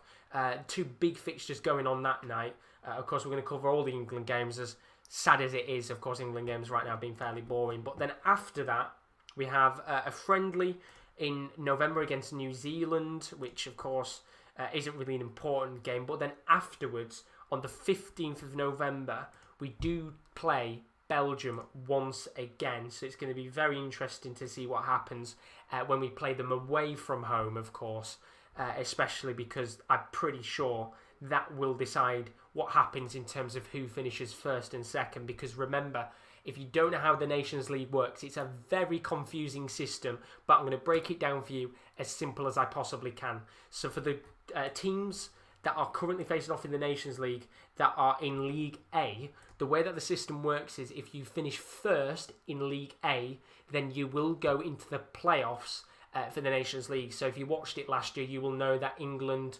Portugal, Netherlands, vice versa, they were in the knockouts of the UEFA Nations League last year. Once again, that system works the exact same this season. 4 of the teams from League A, they'll go into the playoffs, which will take place next year, I think, at some point. I don't know when, because we've got the Euros going on, so whether it's going to be in August or something like that, I've got no idea how they're going to work the finals, because they would have, I think, initially been played next year in June time. But of course, with the Euros, that's changed everything up. But the teams that finish first, they go into the playoffs, and then the teams that finish bottom, they get relegated into League B. So they'll go into the leagues. I think that's with Wales, Ireland, Scotland, those types of teams. They're in League B. So of course, if you finish bottom, you go down, and then of course, I think if you finish second or third, you don't really get anything. You just stay in League A, as far as I'm aware. But for the lower teams, the teams that are like the North Macedonians and the Kosovans and that, they are also playing for qualifiers for the Euros, I think. So it does mean a hell of a lot to the smaller teams. As for the bigger teams, it is just a case of finishing first and getting yourself into that Nations League playoff. Of course, Portugal winning it in the first iteration of the tournament. God knows who's going to win it in the second iteration whenever they do play that final. But 1-1, as it currently stands, the game will be getting underway in just a little moment's time. But we'll have a quick look here at some of the scores from the rest of the games going on across the board. So as I said, there's 7 other games going on in the UEFA Nations League as it currently stands at 5 o'clock. There's another 11 games going on tonight, which we'll talk about those in just a little moment. But you can see on the bottom of your screen right now the scrolling scores. As it currently stands, Norway, they're 2-0 up against Romania. Erling Braut Haaland and Sorloth, both with goals in that game. Finland currently 0-0 against Bulgaria. Stalemate between those two sides in the Nations League with 45 minutes remaining. Croatia, they're currently 1-0 up against Sweden, courtesy of Nikola Vlasic, former Everton man, getting a goal in that game. Of course, England currently 1-1 against the Belgians, goals from Lukaku and Rashford. Bosnia doing very good so far, you've got to say. Currently 0-0 with Holland with 45 minutes to go. And looking at the stats of that game, there hasn't been a shot on target from either side, so a pretty boring one there. But they are the main games going on across the board. There are other games going on too. Lithuania 1-0 up against Belarus. Armenia 1-0 up against Georgia. And North Macedonia 1-1 against Estonia. So a couple of the smaller teams facing off against each other in the Nations League today, which is interesting to see. But as I said before, there's a couple of other games going on tonight at 7:45. There's a whole plethora of games going on. A couple of the standout matches. Poland, they're taking on Italy. That'd be an interesting game of football. Robert Lewandowski potentially playing in that one. Kamil Grosicki getting a hat-trick in their previous game. Poland in an international friendly. Of course, the biggest game of the night, France. They're taking on Portugal. What a game of football that's going to be. Two very good sides on their day. Of course, France winning 7-1 quite recently in an international friendly. Giroud getting 2 goals there. He's on course to potentially get France's all-time top goal-scoring record. Russia taking on Turkey. Two sides that have been in very good form in the last year or two. Of course, Russia still kind of riding the wave of the 2018 World Cup, to be honest. And as for Turkey, they did very well indeed in terms of the Euro qualifiers. And then a couple of other games going on as well. Serbia, they take on Hungary, two pretty good sides on their day. Iceland taking on Denmark in the other game in our group. Scotland taking on Slovakia. And Northern Ireland, Josh McGuinness, of course, potentially facing off tonight against Austria. Of course, Austria not had the best of games in the last couple of weeks. They're hoping to get themselves back on track in the UEFA Nations League. And the good thing is, it looks like the players are coming back out for the second half. So we will be back underway in just a moment, of course, with the second 45. Do tell us in the comments below what you think is going to happen with the 45 minutes left of this game. But England are back out onto the pitch. And for those of you that have just joined, just very quickly, one more time before we do continue with the rest of the game, here's a quick look at some of the content that is still to come on the channel. So coming up over the next few days, we have Croatia versus France and England taking on Denmark. That's on the 14th of October at 7:30 in the Nations League. We have a Derby Day special, 12:15, we'll be live with the Merseyside and the Old Firm Derby on the 17th of October. On the 20th of October, the Champions League is back. We're covering every game and every goal live in our Match Day 1 goal show. That's for Groups E to H on the 20th of October. And on the 21st of October, we'll be covering Groups A to D. And then, of course, as well, the Europa League is back. 22nd of October, we'll be live with Celtic versus AC Milan from 7:45. You do not want to miss those watch-alongs because we will have the boys with us, of course, for those games. But all the players are back out onto the pitch. We are ready and raring to go. We are back out and about to get underway with the second half. As it currently stands, it's England 1, Belgium 1. God knows what's going to happen in the next 45 because England really do need to improve if they do want to get something out of this game. Because with the way that the first half went, you'd probably expect Belgium to at least get a second goal and go on and win this fixture. But here we go. This is where things get interesting. 45 minutes left on the clock. Of course, these two sides facing off against each other once again next month in the Nations League. It'll be interesting to see what happens in that game. As I said before, it will probably be a decider for who tops the group and goes into that knockout stage section of the tournament. But we are underway. The clock should be back on the screen in a moment. I don't know why the clock isn't coming up. It should be. I'll get that sorted out in a second, just see why it's not. There we go, that's why, because I've turned it off. But we're back underway now. 1-1 as it currently stands. I'm just going to very quickly change that up. There we go. Sportscorner logo there. And the Belgians here, coming forward with 1 minute on the clock. We saw England have a very bright start in the first half. A couple of mini opportunities, but nothing too major. But the Belgians here trying to do the same.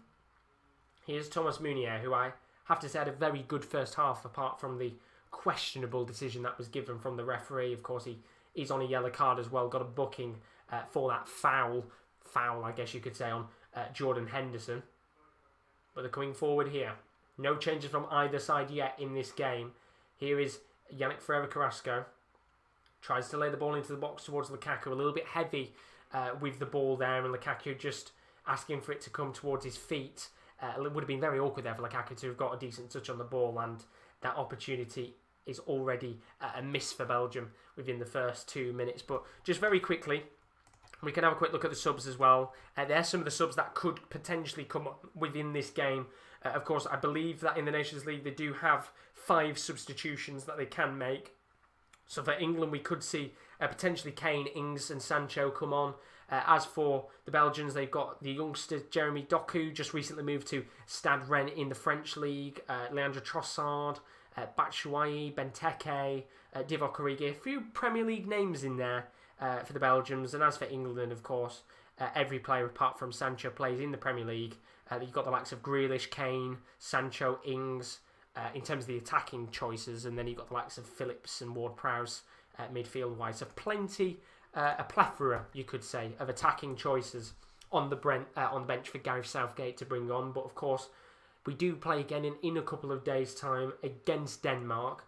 So you can kind of see maybe a pattern here of what Gareth Southgate is doing, resting a couple of his smaller players, I guess you could say, so that they can play against Denmark and put the big boys on against Belgium here. But Belgians have gone for a long ball here, trying to guide it towards Yannick Carrasco on that left-hand side of the pitch. The ball is heavy, and eventually he's going to land at the feet of Jordan Pickford. He picks the ball up and is able to roll the ball into the path of Eric Dyer. And when I said it came to his feet, it came to his hands, not his feet. Don't know why I said his hands, but there's a chance here for England. Rashford driving down the left-hand side. It's a free-on-free opportunity. Is that just inside the box? He's going to be laid off here towards Calvert-Lewin, who's about 25 yards out from goal. He takes the shot on first time, but he's a little bit high and wide, and that is certainly not one to go into the Calvert-Lewin highlights and skills video. Really good run there from Marcus Rashford. Just does very well to use his pace to drive forward, waits for a couple of players to get forward, and as I said, not the best shot in the world for Calvert-Lewin, but he'll forget that one very quickly, of course. He's had a fantastic start in the Premier League. Premier League Player of the Month, of course. Got his first international goal against Wales in that 3-0 victory a couple of days ago, and he'll be hoping that if he can stay on the pitch for a little bit longer, try and get his first goal here. But I don't know what Jordan Pickford's doing. He's trying to play out from the back, and every time Jordan Pickford tries to take a touch of the ball, I get very nervous indeed. And well, it was really nearly a chance for Thomas Meunier to come forward and just get the ball easily back there from Jordan Pickford. I don't know what he's trying to do, and I don't trust Pickford at all when it comes to playing around from the back or just making saves in general. But he clears his lines, and he's very lucky we haven't had another Jordan Pickford howler. Here come Belgium on the attack, though. Really good work from, I think it was Trent Alexander-Arnold there. Did very good to get the ball back, and of course England, they need to have a little bit more of a sense of urgency in this second half if they want to get back into this game. They're going long ball once again here, trying to get it towards Mason Mount, who I have to say, haven't really seen much of him in this first 50 minutes of the match. And it wouldn't surprise me if he did come off at some point, and maybe we saw somebody like a Jack Grealish come on and maybe change the game up a little bit. But as it currently stands, no changes as of yet.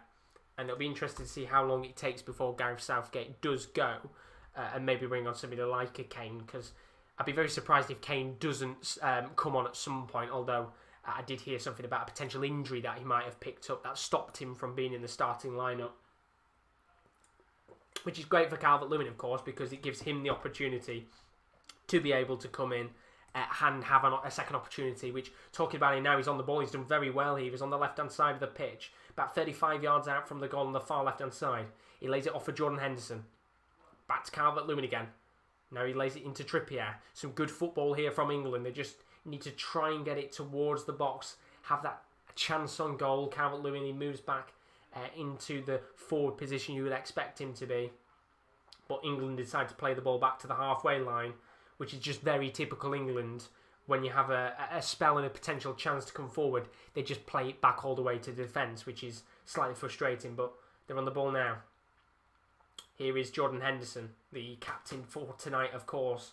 Not really seen much of him, which, to be fair, is not necessarily a bad thing with a player like Jordan Henderson. You don't really want to see much of him, or else it's a very bad game indeed. But Declan Rice, just about a little bit further than the halfway line here. He's going to lay it off to Kyle Walker, who's just given the ball away straight to Castagna, and we might have a potential counter-attacking opportunity here for the Belgians. Tielemans is going to lay it off to Kevin De Bruyne, who makes a very rare heavy touch, and Declan Rice does very well to get the ball back there, the West Ham midfielder. As I said before, in the first half, linked with a move to Chelsea on deadline day. Very happy to see him staying at West Ham, because he's such a good player on his day, and I think it's the right decision to stay at a club like West Ham for now, because of course he can continue to grow as a player and get better. But here is Eric Dyer, just at the halfway line. England 1, Belgium 1. Of course, there's the other games going on at the bottom of your screen. Just checking to make sure there's any goals potentially gone in. As it currently stands, there has been a goal, and it is in the Finland game. But England are coming forward here. A ball lofted into the box. Comes down for Henderson. Might be a chance here for Calvert-Lewin, who's gone down. The referee has said get up. And while that's gone on in the background, Trent Alexander-Arnold has had an opportunity of his own. He's hit the side netting. And I think that's going to go out of play for a goal kick. But looking at the opportunity there, Calvert-Lewin slightly I wouldn't say necessarily protesting for a penalty, but I think he knows there that isn't penalty at all. He does go down. It's a bit of an awkward landing for him. But the referee's given a corner here. And as I said that, Finland have gone 1-0 up in their game against Bulgaria. Robert Taylor with the goal. I was expecting to see Teemu Pukki. It's not Teemu Pukki, which is a real shame. But we have a corner here for England. 5 corners in this game. Can Trippier make it 5th time lucky? It's lobbed into the box. It's a really good cross, but it doesn't really seem to connect with anyone. It was Henderson who looked the most likely of any English player to get onto the ball. But he doesn't. And the Belgians have a chance here to come forward. Here's Yannick Carrasco. Fouled in the build-up there by Kieran Trippier. And the referee has given a free kick just in the defensive half of play. And the Belgians probably wanted to play to continue there. Had a good chance to counter-attack, but the referee stops the play. And of course, that was a great chance for them maybe to counter-attack. Didn't really let them play on there, which is a bit of a shame. I think this referee so far has made a few questionable decisions. As I said, the England penalty was a little bit soft in terms of the Thomas Meunier foul on Jordan Henderson, but he gave it either way, and we're somehow still in this game. But here come England on the attack. It's Kyle Walker who's making a driving run forward, and usually when he makes a driving run he tends to just take on the shot instantly, but he hasn't this time, and it's Henderson just at the edge of the box. Lovely pass here for Mason Mount, who tries to just chip the ball into the box towards Calvert-Lewin. Slight deflection on the ball from Beata. England have another corner, and they have to make something of these set pieces. This is now the 6th corner, and I can't really say we've had a corner that's tested Simon Mignolet in the goal so far. He's had a very quiet night indeed, and of course hopefully it could be 6th time lucky with this corner, which is going to be lofted in by Kieran Trippier once again. Can he get the right connection onto an English player's head? Ball's lofted into the box. A good swinging corner. There's a few calls for handball and a few calls for a corner. The referee says no though to those calls for a corner, and it is going to go out of play for a goal kick. And just looking here at that corner, yeah, it's a spot on decision. Calvert-Lewin does get a slight touch of the ball, and he will go back for a Belgian goal kick. And the first 10 minutes have been a lot more of England, to be honest. A couple of good little set-piece opportunities. Nothing to really scream and shout about, though. Of course, the Belgians will be quite happy. I think we've had kind of 55 minutes have gone, although I think they would have expected to have had maybe 2 or 3 goals in that first half. And I think we will probably see changes from both sides very soon. In fact, we're just seeing now Harry Kane just warming up a little bit more than he was earlier. So could we maybe see Harry Kane come on to change the game? But Belgium are going long ball here. Kyle Walker's going to have to get a good touch on the ball, which he does. It's eventually going to land at Jordan Pickford's feet, which he does hoof it up the pitch. It's going to land with De Bruyne. Now here's Yuri Tielemans just at the halfway line. Some good work here from the Belgians. De Bruyne takes the touch at the halfway line, and they're passing around the back once again. But yeah, it's been a little bit of a slow first 10 minutes in terms of opportunities. Little flurries here and there from the Belgians, but nothing major to test Jordan Pickford in the second half. But nothing really major for Mignolet to do in the opposite goal as well. Very quiet so far. Just looking at some of the other games going on. Bosnia still 0-0 against the Netherlands. Croatia still 1-0 up, but the Belgians are coming forward here. And this is a good run from Timothy Castagna. He's going to lay the ball off at about 25 yards out to Yuri Tielemans. Now it's with Carrasco on the left-hand side. Back to Kevin De Bruyne, who makes a lovely pass towards Castagna, who's got round one. Couldn't get round Kyle Walker though. He clears his lines, and I think that's going to go out for a throw-in. Castagna a little bit disappointed there that he wasn't able to get around Kyle Walker, but credit to Walker there. He's done very well to read exactly what Castagna's going to do. He just lovely bit of trickery there from Alexander around Trent Alexander-Arnold, and it's actually given us an England throw-in. So a little bit of a shame there for Castagna, but he did nutmeg Trent Alexander-Arnold in the build-up, which I think there'll be a few fans who don't like Liverpool who might just put that on Twitter in a few minutes' time when they've recorded the clip. We've got half an hour to go here. Still 1-1 as it currently stands. Are we going to see a winning goal in this game? With the first kind of 15 minutes, I'd have probably said no, but with potential changes, of course, they do have 5 substitutions that can be made, of course. For those of you that have just joined, I will put it up in a moment, because England are coming forward here. Another long ball. That seems to be the way that England are going today, playing with long ball opportunities, getting it towards the likes of Mount and Rashford. But it's still not working, so something has to change soon, surely. Although, Mason Mount's coming forward here. He's done very well to keep the ball, but the referee is going to give the advantage to Belgium. Mount with a foul there. I think it looked like on Beata, but there's the substitutes once again. Harry Kane is warming up. Looks like we might see him come on at some point very soon. For the Belgian side, I think we might see Jeremy Doku come on. The Stade Rennes winger. We could even see maybe Batshuayi come on. He tends to usually have some sort of effect in Belgian international games. And then, of course, they've got the likes of Trossard, Van Aken, Dendoncker. A few recognisable names there for Premier League fans and fans across European football. But nobody's made a change yet, and I think we will potentially see that soon. Roberto Martinez looking a little bit frustrated, actually. I said a moment ago he might be quite fairly happy with this first hour, but just a little bit frustrated with a few of the fouls going in. It's Declan Rice who has a sliding tackle there on Lukaku. Now, Rice is already in the book with the yellow card, so I'm guessing, obviously, Roberto Martinez there, just protesting whether that maybe should be a second yellow and a sending off there. But Rice gets away with it. Is he a lucky boy? Probably wouldn't have said so. I think it's a fairly decent tackle from him, but some referees, of course, in that situation are going to be obliged to give a second yellow card. I guess it all depends on how many warnings they've had in terms of talking tos from the referee, but I thought that was a pretty decent tackle there from Rice. But with 59 minutes in, England won, Belgium won. Still plenty of time left in this game for something to happen. Can they, though, however, England or Belgium go on and get the winner? Because we've said about it before with these Nations League games. It's not been a bad match overall, but we haven't had a thriller in the Nations League kind of in this second run of fixtures. But Belgium are coming forward here. De Bruyne with a lovely run into the box. He tries to lay it off towards Yannick Carrasco, but his pass is a little bit too heavy. And although, to be fair, De Bruyne has had a couple of little decent passes and opportunities tonight, but he hasn't been as good as you probably would expect him to be. Although he's just put a through ball in for Lukaku. And that is some great defending from the back there. Harry Maguire just clears the ball away, and now he might have just led England on a counter-attack here, and it's Marcus Rashford on the left-hand side. He's waiting for a runner. He notices the run of Jordan Henderson, who puts an awkward touch down. Calvert-Lewin does get a slight touch on the ball, but it doesn't really, I wouldn't really class that as a shot. I think he wanted to get a touch there and to kind of run through that opportunity again. It's Rashford on the left-hand side. Henderson, he tries to flick the ball up for Mason Mount. It hits Yuri Tielemans, comes down for Dominic Calvert-Lewin, who looks like he wanted to hit it on the volley or take a touch and kind of goes halfway and just taps it.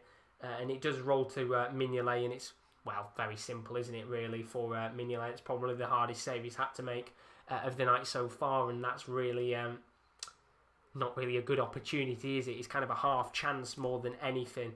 But we've had another goal in one of the other games that's going on today. Estonia 2-1 up against North Macedonia. That seems like a good game. We said before about the smaller teams in the Nations League tending to fight it out and get some tough fixtures going on, some good results as well. A lot of goals going on in their games. But in terms of this game, we're still waiting for the breakthrough in the second half in terms of one of these teams trying to win it.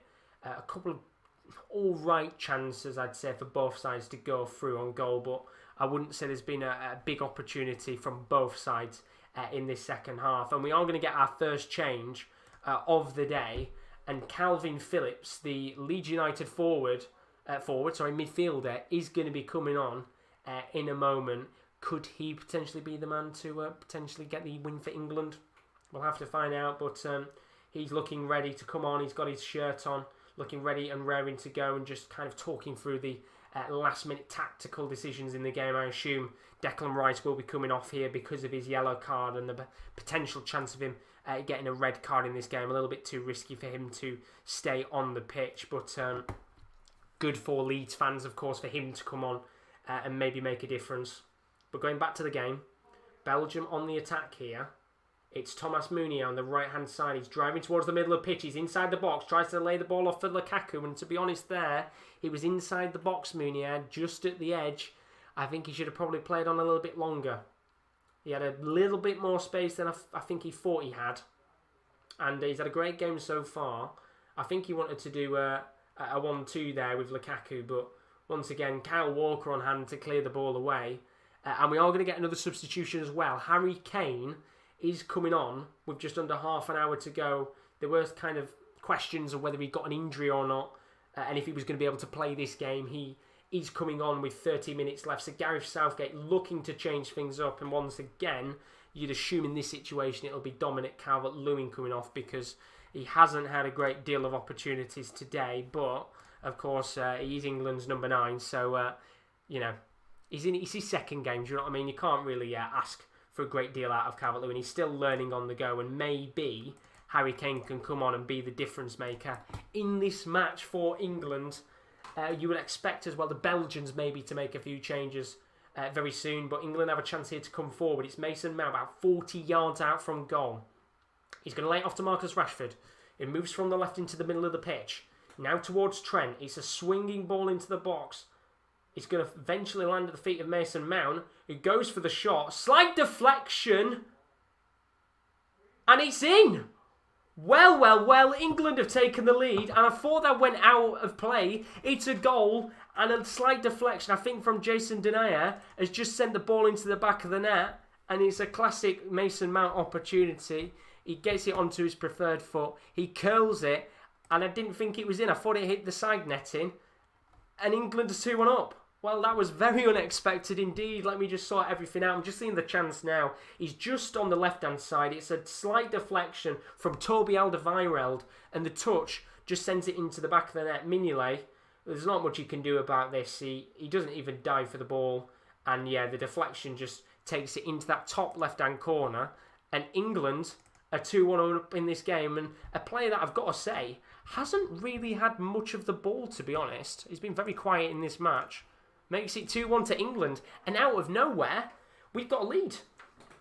Of course, it's been a bit of a stroke of luck in terms of the 2 goals. The penalty that was given was a little bit questionable, and the deflection there kind of helped Mount's shot going to the back of the net. But England will make the substitutions now. Jordan Henderson has come off for Calvin Phillips. So an interesting decision there. I thought Declan Rice was going to come off because of his yellow card. And Calvert-Lewin, he comes off the pitch as well. Harry Kane comes on, and well, we were talking about the substitutions a moment ago, maybe changing up the game. We're 2-1 up now.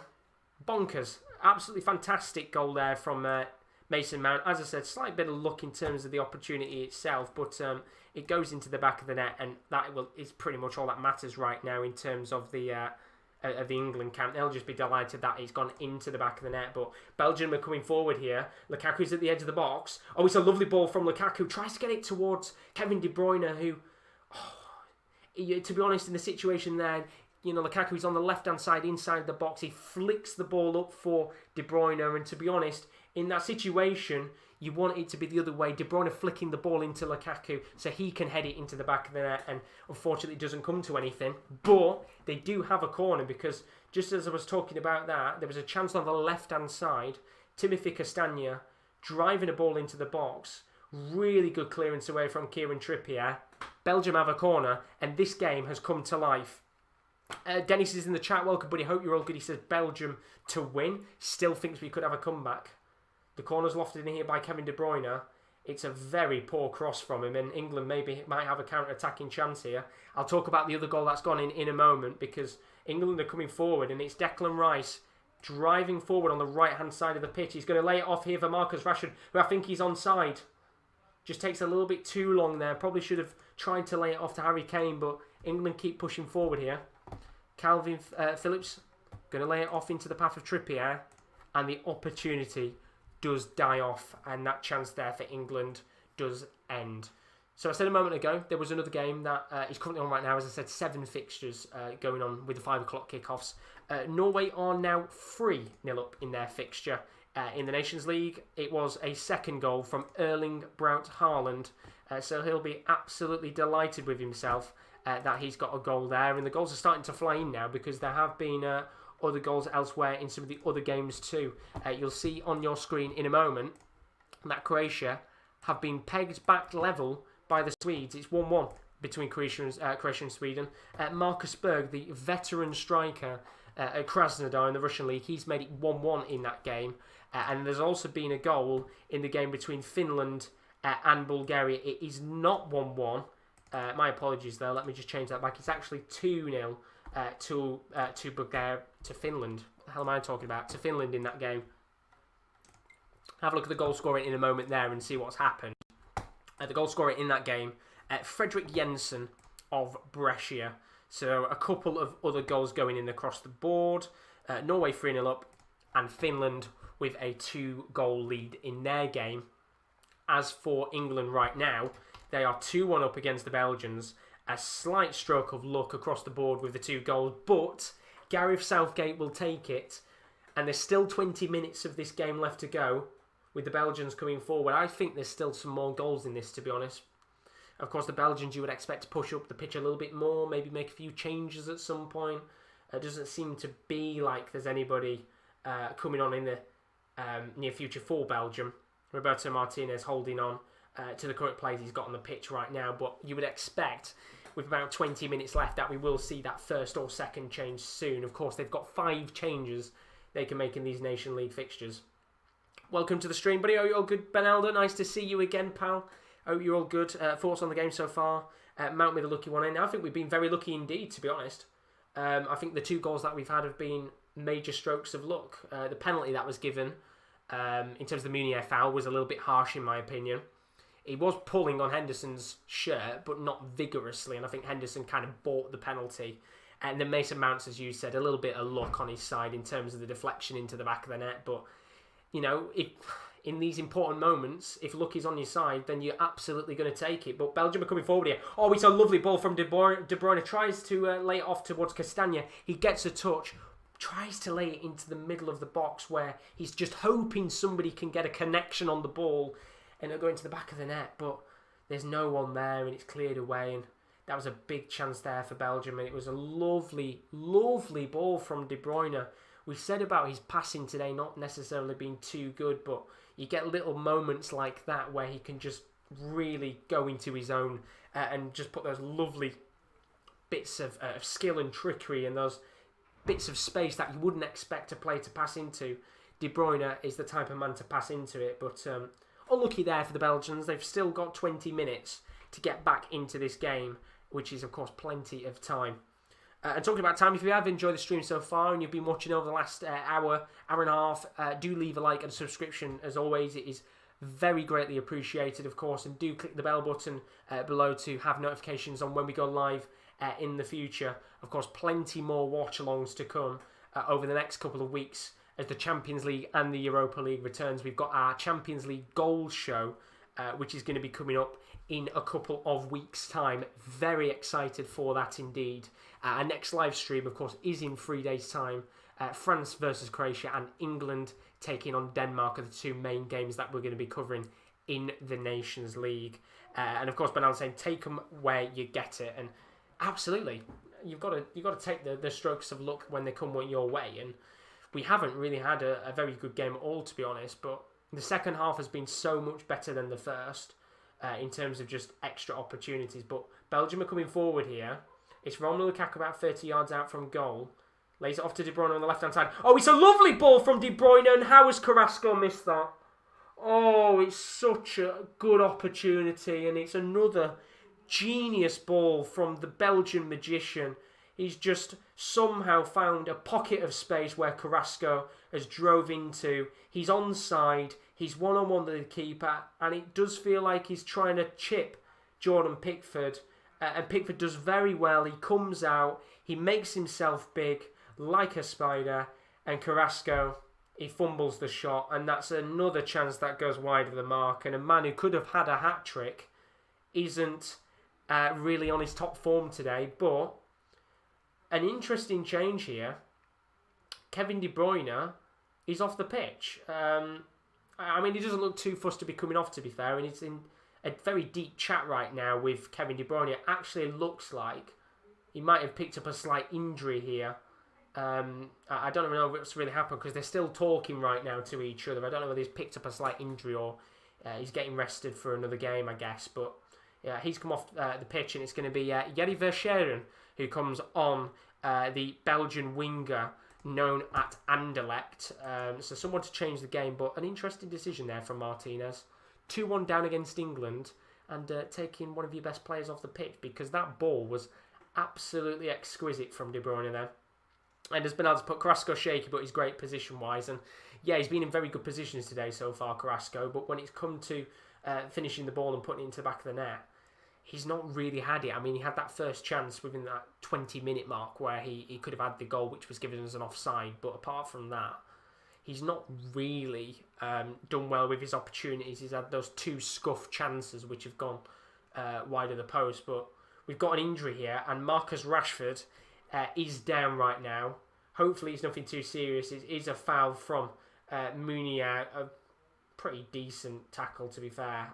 Actually, then again, I don't think he gets a great deal of the ball, but Rashford there holding his, I think, right leg. Hopefully nothing too serious. We'll have to check in a moment. But he's still 2-1 right now to England in this game. England with a little bit of luck on their side.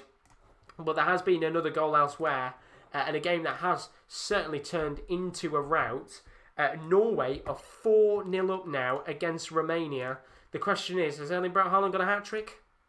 You're absolutely spot on. He has indeed. Erling Braut Haaland with a hat-trick in his game. So 4-0 now. Erling Haaland on fire. Of course, he scored 2 goals at, I think, the last weekend with Borussia Dortmund. He's now got a hat-trick in this game against Romania. What a performance for Norway. Doing very well indeed in the Nations League so far. Of course, making up as well for their very disappointing performance in the Euro 2020 playoffs, which were a couple of days ago. So well done to him there. But 74 minutes on the clock here. England 2, Belgium 1. My stream has just crashed for a second, so I'm going to very quickly sort that out. Absolute nightmare, of course, with Now TV trying to fuck me over there and not being able to watch everything going on. But here we go. We've got a corner here for the Belgians. 75 minutes on the clock. It's going to be lofted into the box by Carrasco. Really poor corner, to be honest. Although it has come here for Belgium. There's a scuffed chance from Toby Alderweireld, and he hits it on the half volley just from the inside of the box, and eventually it goes high and wide, and that's a small opportunity that Belgium have had in this second half. And with 15 minutes left to go, I think we will see a few more substitutions eventually happen for the boys. Playing away from home right now at Wembley. A little bit disappointed Roberto Martinez will be, because I'm looking at the stats right now of the actual game itself. England have had 6 shots, 3 on target. Belgium have had 9 shots, 2 on target. And they had to make the most of the first half, because there was the 20-minute spell where they were doing really, really well indeed. And they had that spell of possession. They had a good wave of attacks. And those Carrasco opportunities, I think, the main 2 that Belgium will look back at if they do lose this game 2-1, because he has been tonight the important player with the biggest opportunities in the match. But they're coming forward here once again. A long ball lofted towards Lukaku. It's a great touch from Lukaku. He's up against Walker. He's done very well. He takes the shot on, but that is such good defending from Walker. He just gets a slight touch on the ball and blocks the shot. But they're coming forward here once again. It's Carrasco driving down the right-hand side of the pitch. There's a slight deflection on the ball. Belgium have got a corner, and the alarm bells might be ringing here for England, because they've got a little bit more defending to do with 14 minutes left on the clock. Can the Belgians make it 2-2? Because it has been not a game with lots of big chances. But certainly decent game overall. Pickford's come out. He's made a mistake, but he's very lucky because Trent's cleared his lines. And can Pickford stop making mistakes because he very nearly let Lukaku have a free open header on goal. Bloody hell, what is he doing? He's so stupid, Pickford, sometimes, honestly. The amount of mistakes that he's made over the last couple of weeks, you'd think he'd learn. He doesn't. Very, very poor there. And as I said before, Romelu Lukaku had a great chance just to have an open header on goal, which would have probably gone into the back of the net and been 2-2 with 13 minutes left. But a little bit of luck on our sides again. Maybe. Of course, I guess you could say in this situation. But still 2-1. 13 minutes left to go. And I think there's a few other players warming up for the Belgians. But we're going to have another change in a second for England. We'll find out who that change is in just a moment's time. But everybody today are going for the Belgians to win. I mean, I said myself, I thought that the Belgians were going to win this game. And they've still got time, I guess, to go on and win this match. But we are going to have a change. As I said before, Reece James is going to come on. And I don't mind Reece James, honestly, because he's had a fantastic start in the Premier League. And it's going to be Trent Alexander-Arnold who comes off here with 13 minutes left of the game. And, of course, Reece James scored an absolute screamer against Brighton a couple of weeks ago in the Premier League. He's been one of Chelsea's best players since the Premier League has come back. And he gets an opportunity here to show what he can do with just above 10 minutes left of this game. Of course, Gareth Southgate applauding Trent Alexander-Arnold there, who hasn't really had much to do, to be honest. Been a little bit quiet in terms of the attacking side of things. Defensively wise, of course, Belgium have had a couple of little opportunities on goal, but not a bad performance. Not bad, but not amazing from Trent tonight. And Reece James has got 12 minutes to try and prove himself. As England come forward here, it's Mason Mount, the goal scorer. Tries to get a little flick on the ball from the long ball that's being driven towards him. Doesn't get the touch that he wants, and it'll go out of play for a Belgian throw-in in the defensive half of play. It was Yuri Tielemans just at the halfway line. Of course, Belgium now going to have to push up a little bit more. If you kind of look at the current standings of the group, as it currently stands right now, if England do win this game, then England will go to the top of the group. They'll be on 7 points. Belgium will be on 6 points. And then Denmark and Iceland, of course, they've got to play a little bit later on. Denmark on 1 point, Iceland on 0 points. But we said it before, in terms of the two games between England and Belgium, they will probably decide who finishes top and goes into the Nations League knockout stages. Of course, England already having previous experience of being in the Nations League knockout stages. Of course, losing to the Dutch, which is a very disappointing result indeed. But it would be nice to see them in that competition again and into that Final Four. It's always good to see some competitive matches going on. But Belgium are coming forward here. They've still got time to get back into the game, and it's Yannick Carrasco at the halfway, at the edge of the box. Lovely driving run forward, and they're going to have another corner here. A few protests of that being a goal kick, but Carrasco, lovely bit of silky footwork from the Atletico Madrid forward. He's had a pretty decent game apart from his poor finishes, but he's going to go up and take the corner here. And there's some thrilling games going on across the board in the Nations League. I said we haven't had a thriller. One of the smaller teams, I'll talk about in a second as the corner goes in, straight into the hands of Pickford, unfortunately. But just looking at some of the other fixtures going on today, Lithuania are in a 2-2 draw against Belarus, but the game of the day so far, Estonia are 3-2 up against North Macedonia. Mental game that looks on paper in terms of the chances. But the other games, the main games, Croatia, a 1-1 against Sweden. England, of course, 2-1 up against Belgium. Bosnia still 0-0 against the Netherlands right now. There's not really been a great deal of opportunities in that game, but Netherlands running out of time there in that match. And then, of course, Norway 4-0 up against Romania. And Finland 2-0 to the good against Bulgaria. So some pretty decent games going on right now. But 9 minutes left. England 2-1 against Belgium. If you've just joined us for the last 10 minutes and you're wondering how the game's gone so far, it has been 2 strokes of luck, you could say, for England. Although they've got another chance here. Pickford with a goal kick that's gone all the way up the pitch to Rashford. Now he's towards Mount at the edge of the box. He takes the shot. Slight deflection, but this time it won't go into the back of the net. But it will go out for a corner. Some good work here from England. If they can get a third goal in this game, it could be game, set and match, which of course Gareth Southgate will probably want right now because we have had a few slender opportunities for the away side to get an equaliser. But the corner's going to be taken here.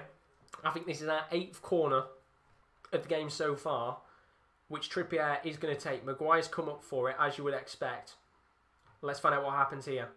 Ball's lofted into the box. It's a really good corner, and it was an even better chance for Harry Kane to make it 3-1.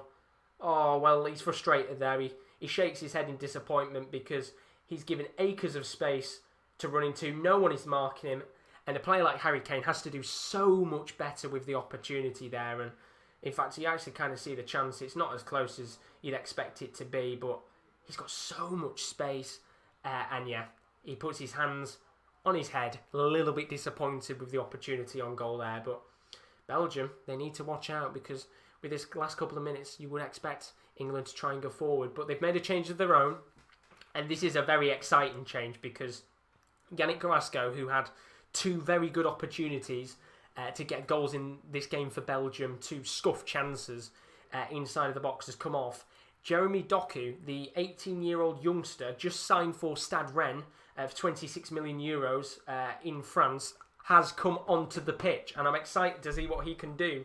First touch on the ball right now, which he's in an offside position, but this kid has got unbelievable talent, absolutely unbelievable talent.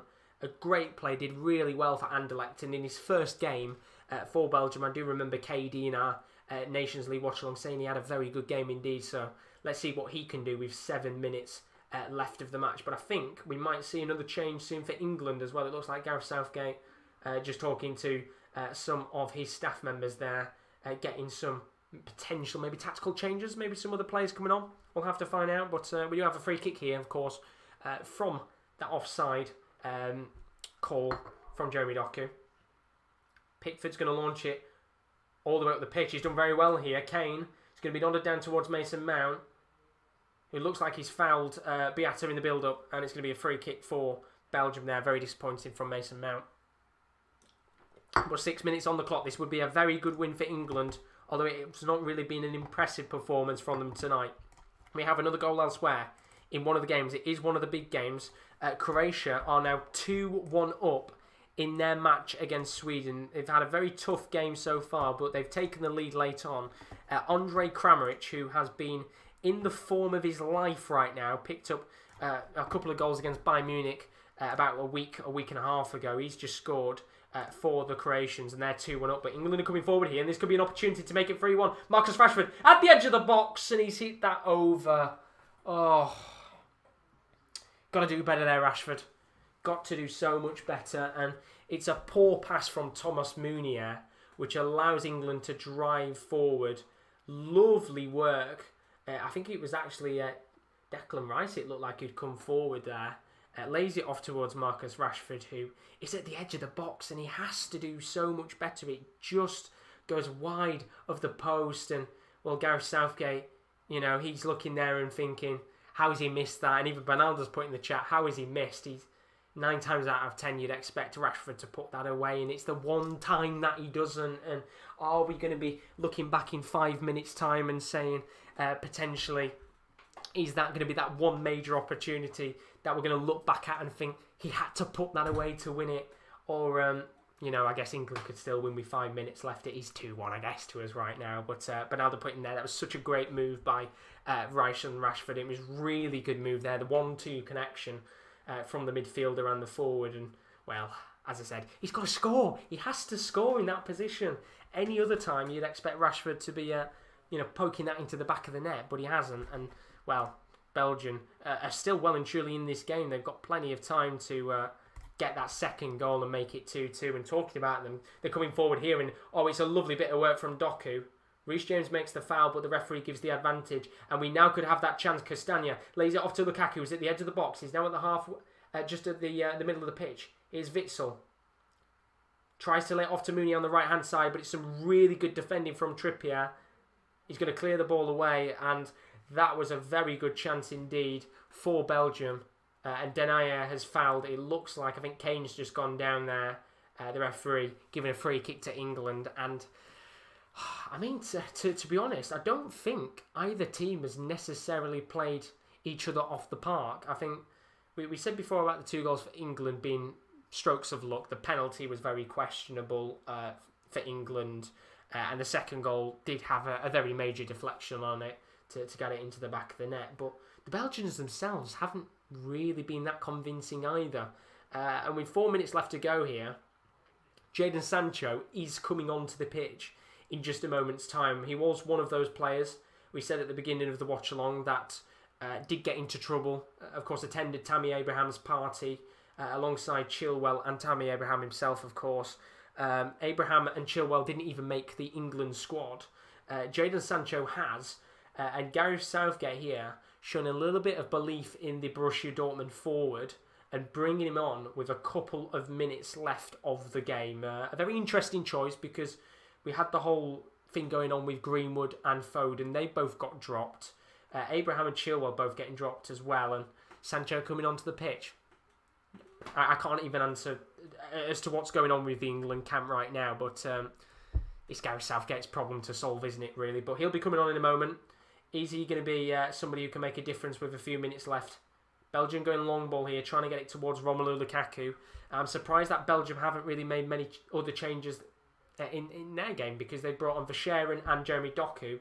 I thought maybe we would have seen somebody like a Batshuayi come on, have two players up top that you can launch the ball towards, who can play it down, play as a false nine, maybe hold the ball up for the likes of Verscheren and Doku to come forward. But Roberto Martinez here seems fairly happy with what he's got out on the pitch.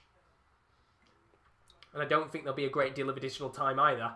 So we won't see much of Jadon Sancho at all as Belgium just try to make one more attack. Jeremy Doku going down here, trying to backheel the ball into the path of Castagna.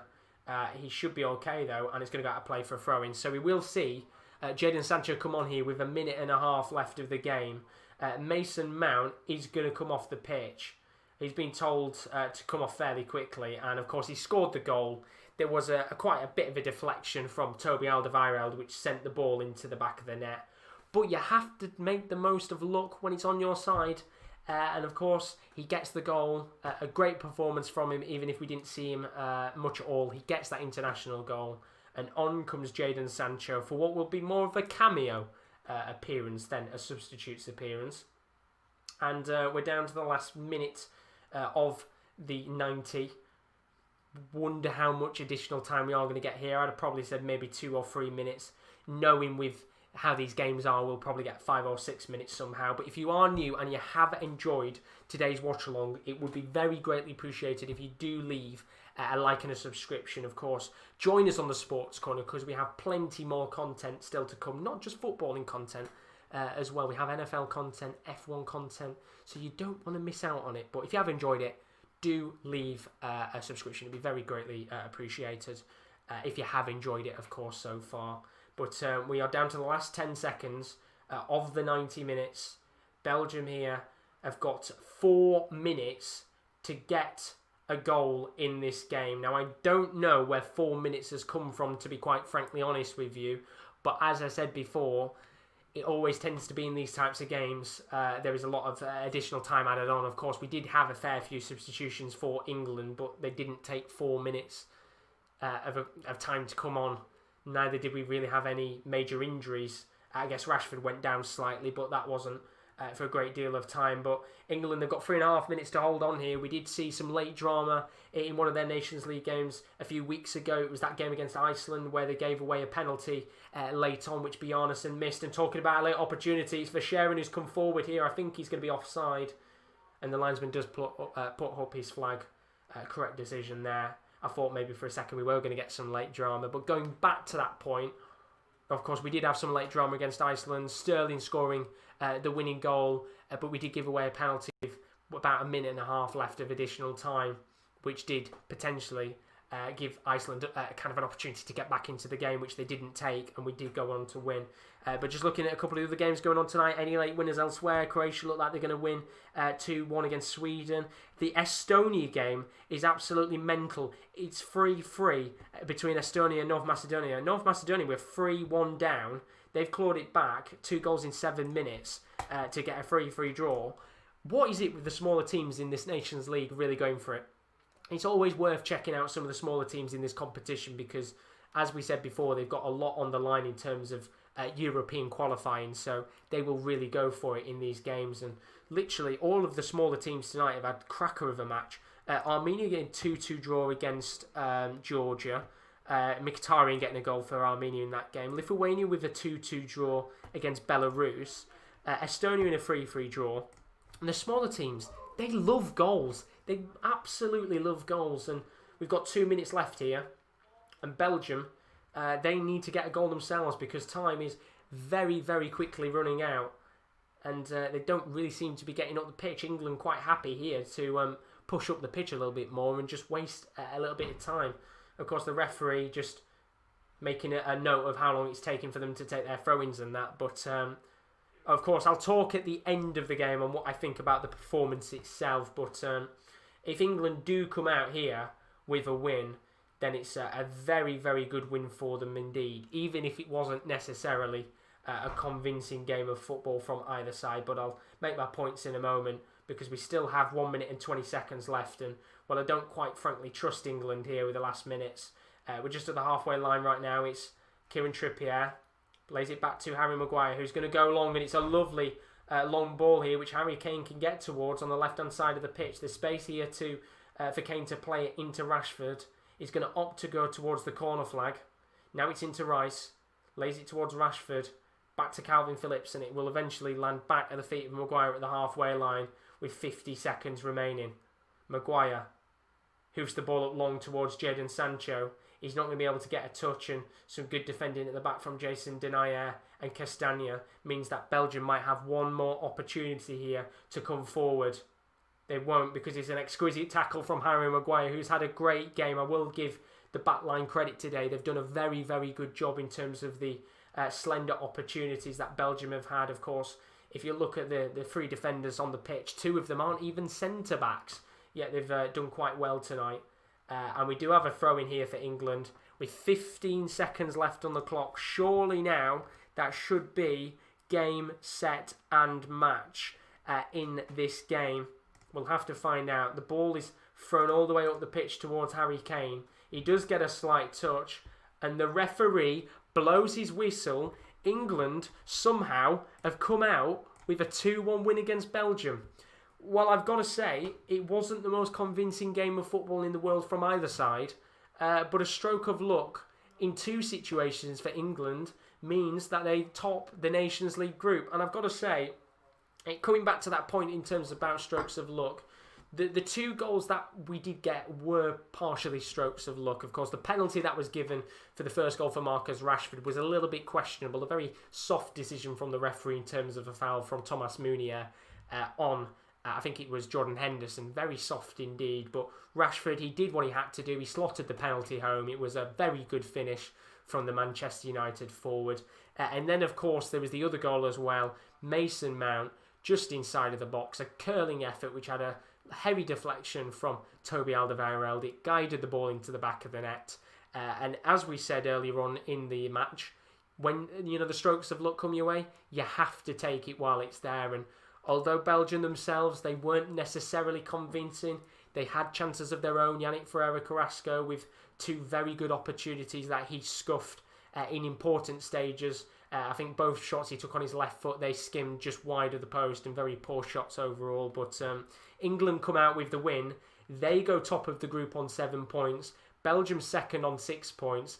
And it's going to make that second game against Belgium next month very interesting indeed, because, of course, if England can get a win against Belgium and hopefully get a good set of results against Denmark and Iceland, you would expect England to top the group and then go into that Nations League Final 4, which, of course, if you aren't aware, the teams in the League A groups, if you finish first, you do go into that Final 4 Nations League knockout tournament next year.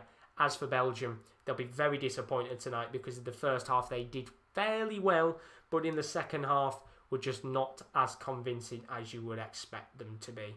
So if you are new as always, do leave a like and a subscription. It would be very, very greatly appreciated. I know I keep saying it a lot, but I hope you guys have enjoyed it. Of course, it's something we've done in the past in terms of me doing a watch along on my own. My lips are very dry, but it's always good fun having you guys in the comments and watching some of these games, being able to really go in depth with the commentary and that. But you can see some of the full-time scores below as well. A couple of the other big games going on today across the board. Bosnia and Herzegovina picking up a fantastic 0-0 draw against Netherlands. That's a really good result considering the team Bosnia put out today. Norway picking up a 4-0 win against Romania. Erling Braut Haaland with a hat-trick. And Sorloth with a goal in that game. Finland with a 2-0 win against Bulgaria. They'll be delighted because that puts Finland second in their group alongside Wales and Ireland. And then looking at the other games as well, Croatia, they picked up a 2-1 win against Sweden. A late winner from Andre Kramaric means that Croatia are third in their group. Of course, Portugal and France playing off tonight. It was a big result for Croatia. They had to get something today if they had any hopes of getting a decent result across the board in the Nations League. And then the other game, of course, England 2, Belgium 1. Not the most convincing game of football in the world from England, but they do come out with the 3 points, which puts them top of the group. And once again, just to run through the group, it's England top right now in their group on 7 points. Belgium in second on 6 points. And then Denmark and Iceland, they both play tonight. Denmark in third on 1 point. Iceland still waiting to get their first point on the board. They currently sit on 0 points. Nice seeing the stream, Jasseland, putting Haaland in there with the love hearts. Of course, a hat-trick for him tonight. He will be absolutely delighted with his performance in terms of how he's done. There's some other games going on tonight as well. Do keep your eyes out for the Nations League. There's 20 games being played overall. 7:45 sees Northern Ireland taking on Austria. Poland facing Italy. Kosovo against Slovenia. Greece taking on Moldova. Scotland against Slovakia. The biggest game of the night, you could say, is France versus Portugal. What a game of football that could potentially turn out to be. Obviously, we'll see what the lineups are like now because lineups are out and the two sides going very, very strong tonight. Some really good players on the pitch. I was very tempted actually to do a watch along for that straight afterwards, but of course it's such a good game. I might just sit back and watch that in peace. Iceland taking on Denmark. That's at 7:45. Israel facing off against Czech Republic. Serbia against Hungary. And then it's a very good game actually on paper. Russia taking on Turkey. Of course, Russia and Turkey, two of the teams that have been fairly in form over the last couple of weeks, / you could probably say the last year, to be honest. But as for now, it was an interesting game of football. Two sides that didn't really play convincingly well, but all that's the most important thing is England came out with the win today with 3 points, and they topped the Nations League group, and that's the important thing. Just before we go, let's have a quick look at what's to come on the Sports Corner channel. So as you can see on the screen, Croatia and France will be taking on and England and Denmark. That's on the 14th of October at 7:30 in the UEFA Nations League. That's our next footballing stream. We have a Derby Day special, Merseyside and Old Firm Derby. Me and KL will be live from that 12:15 on the 17th of October. The Champions League is back on the 20th of October. We'll be live with our Matchday 1 Goal show for Groups E and H. And then the day afterwards, same time once again, Groups A and D will be facing off. So we'll be covering every game and every goal live. And then on the 22nd of October, the Europa League is back as well. What a fixture as Celtic take on AC Milan. We'll be live with that game at 7:45, kick-off at 8 PM UK time. So as for now, the Three Lions, they come out roaring with a 2-1 victory against Belgium. Not the most convincing result in the world, but the important thing is England go top of the group. But as for now, have a great rest of your morning, evening, afternoon, wherever you are. I will see you again soon. Good night.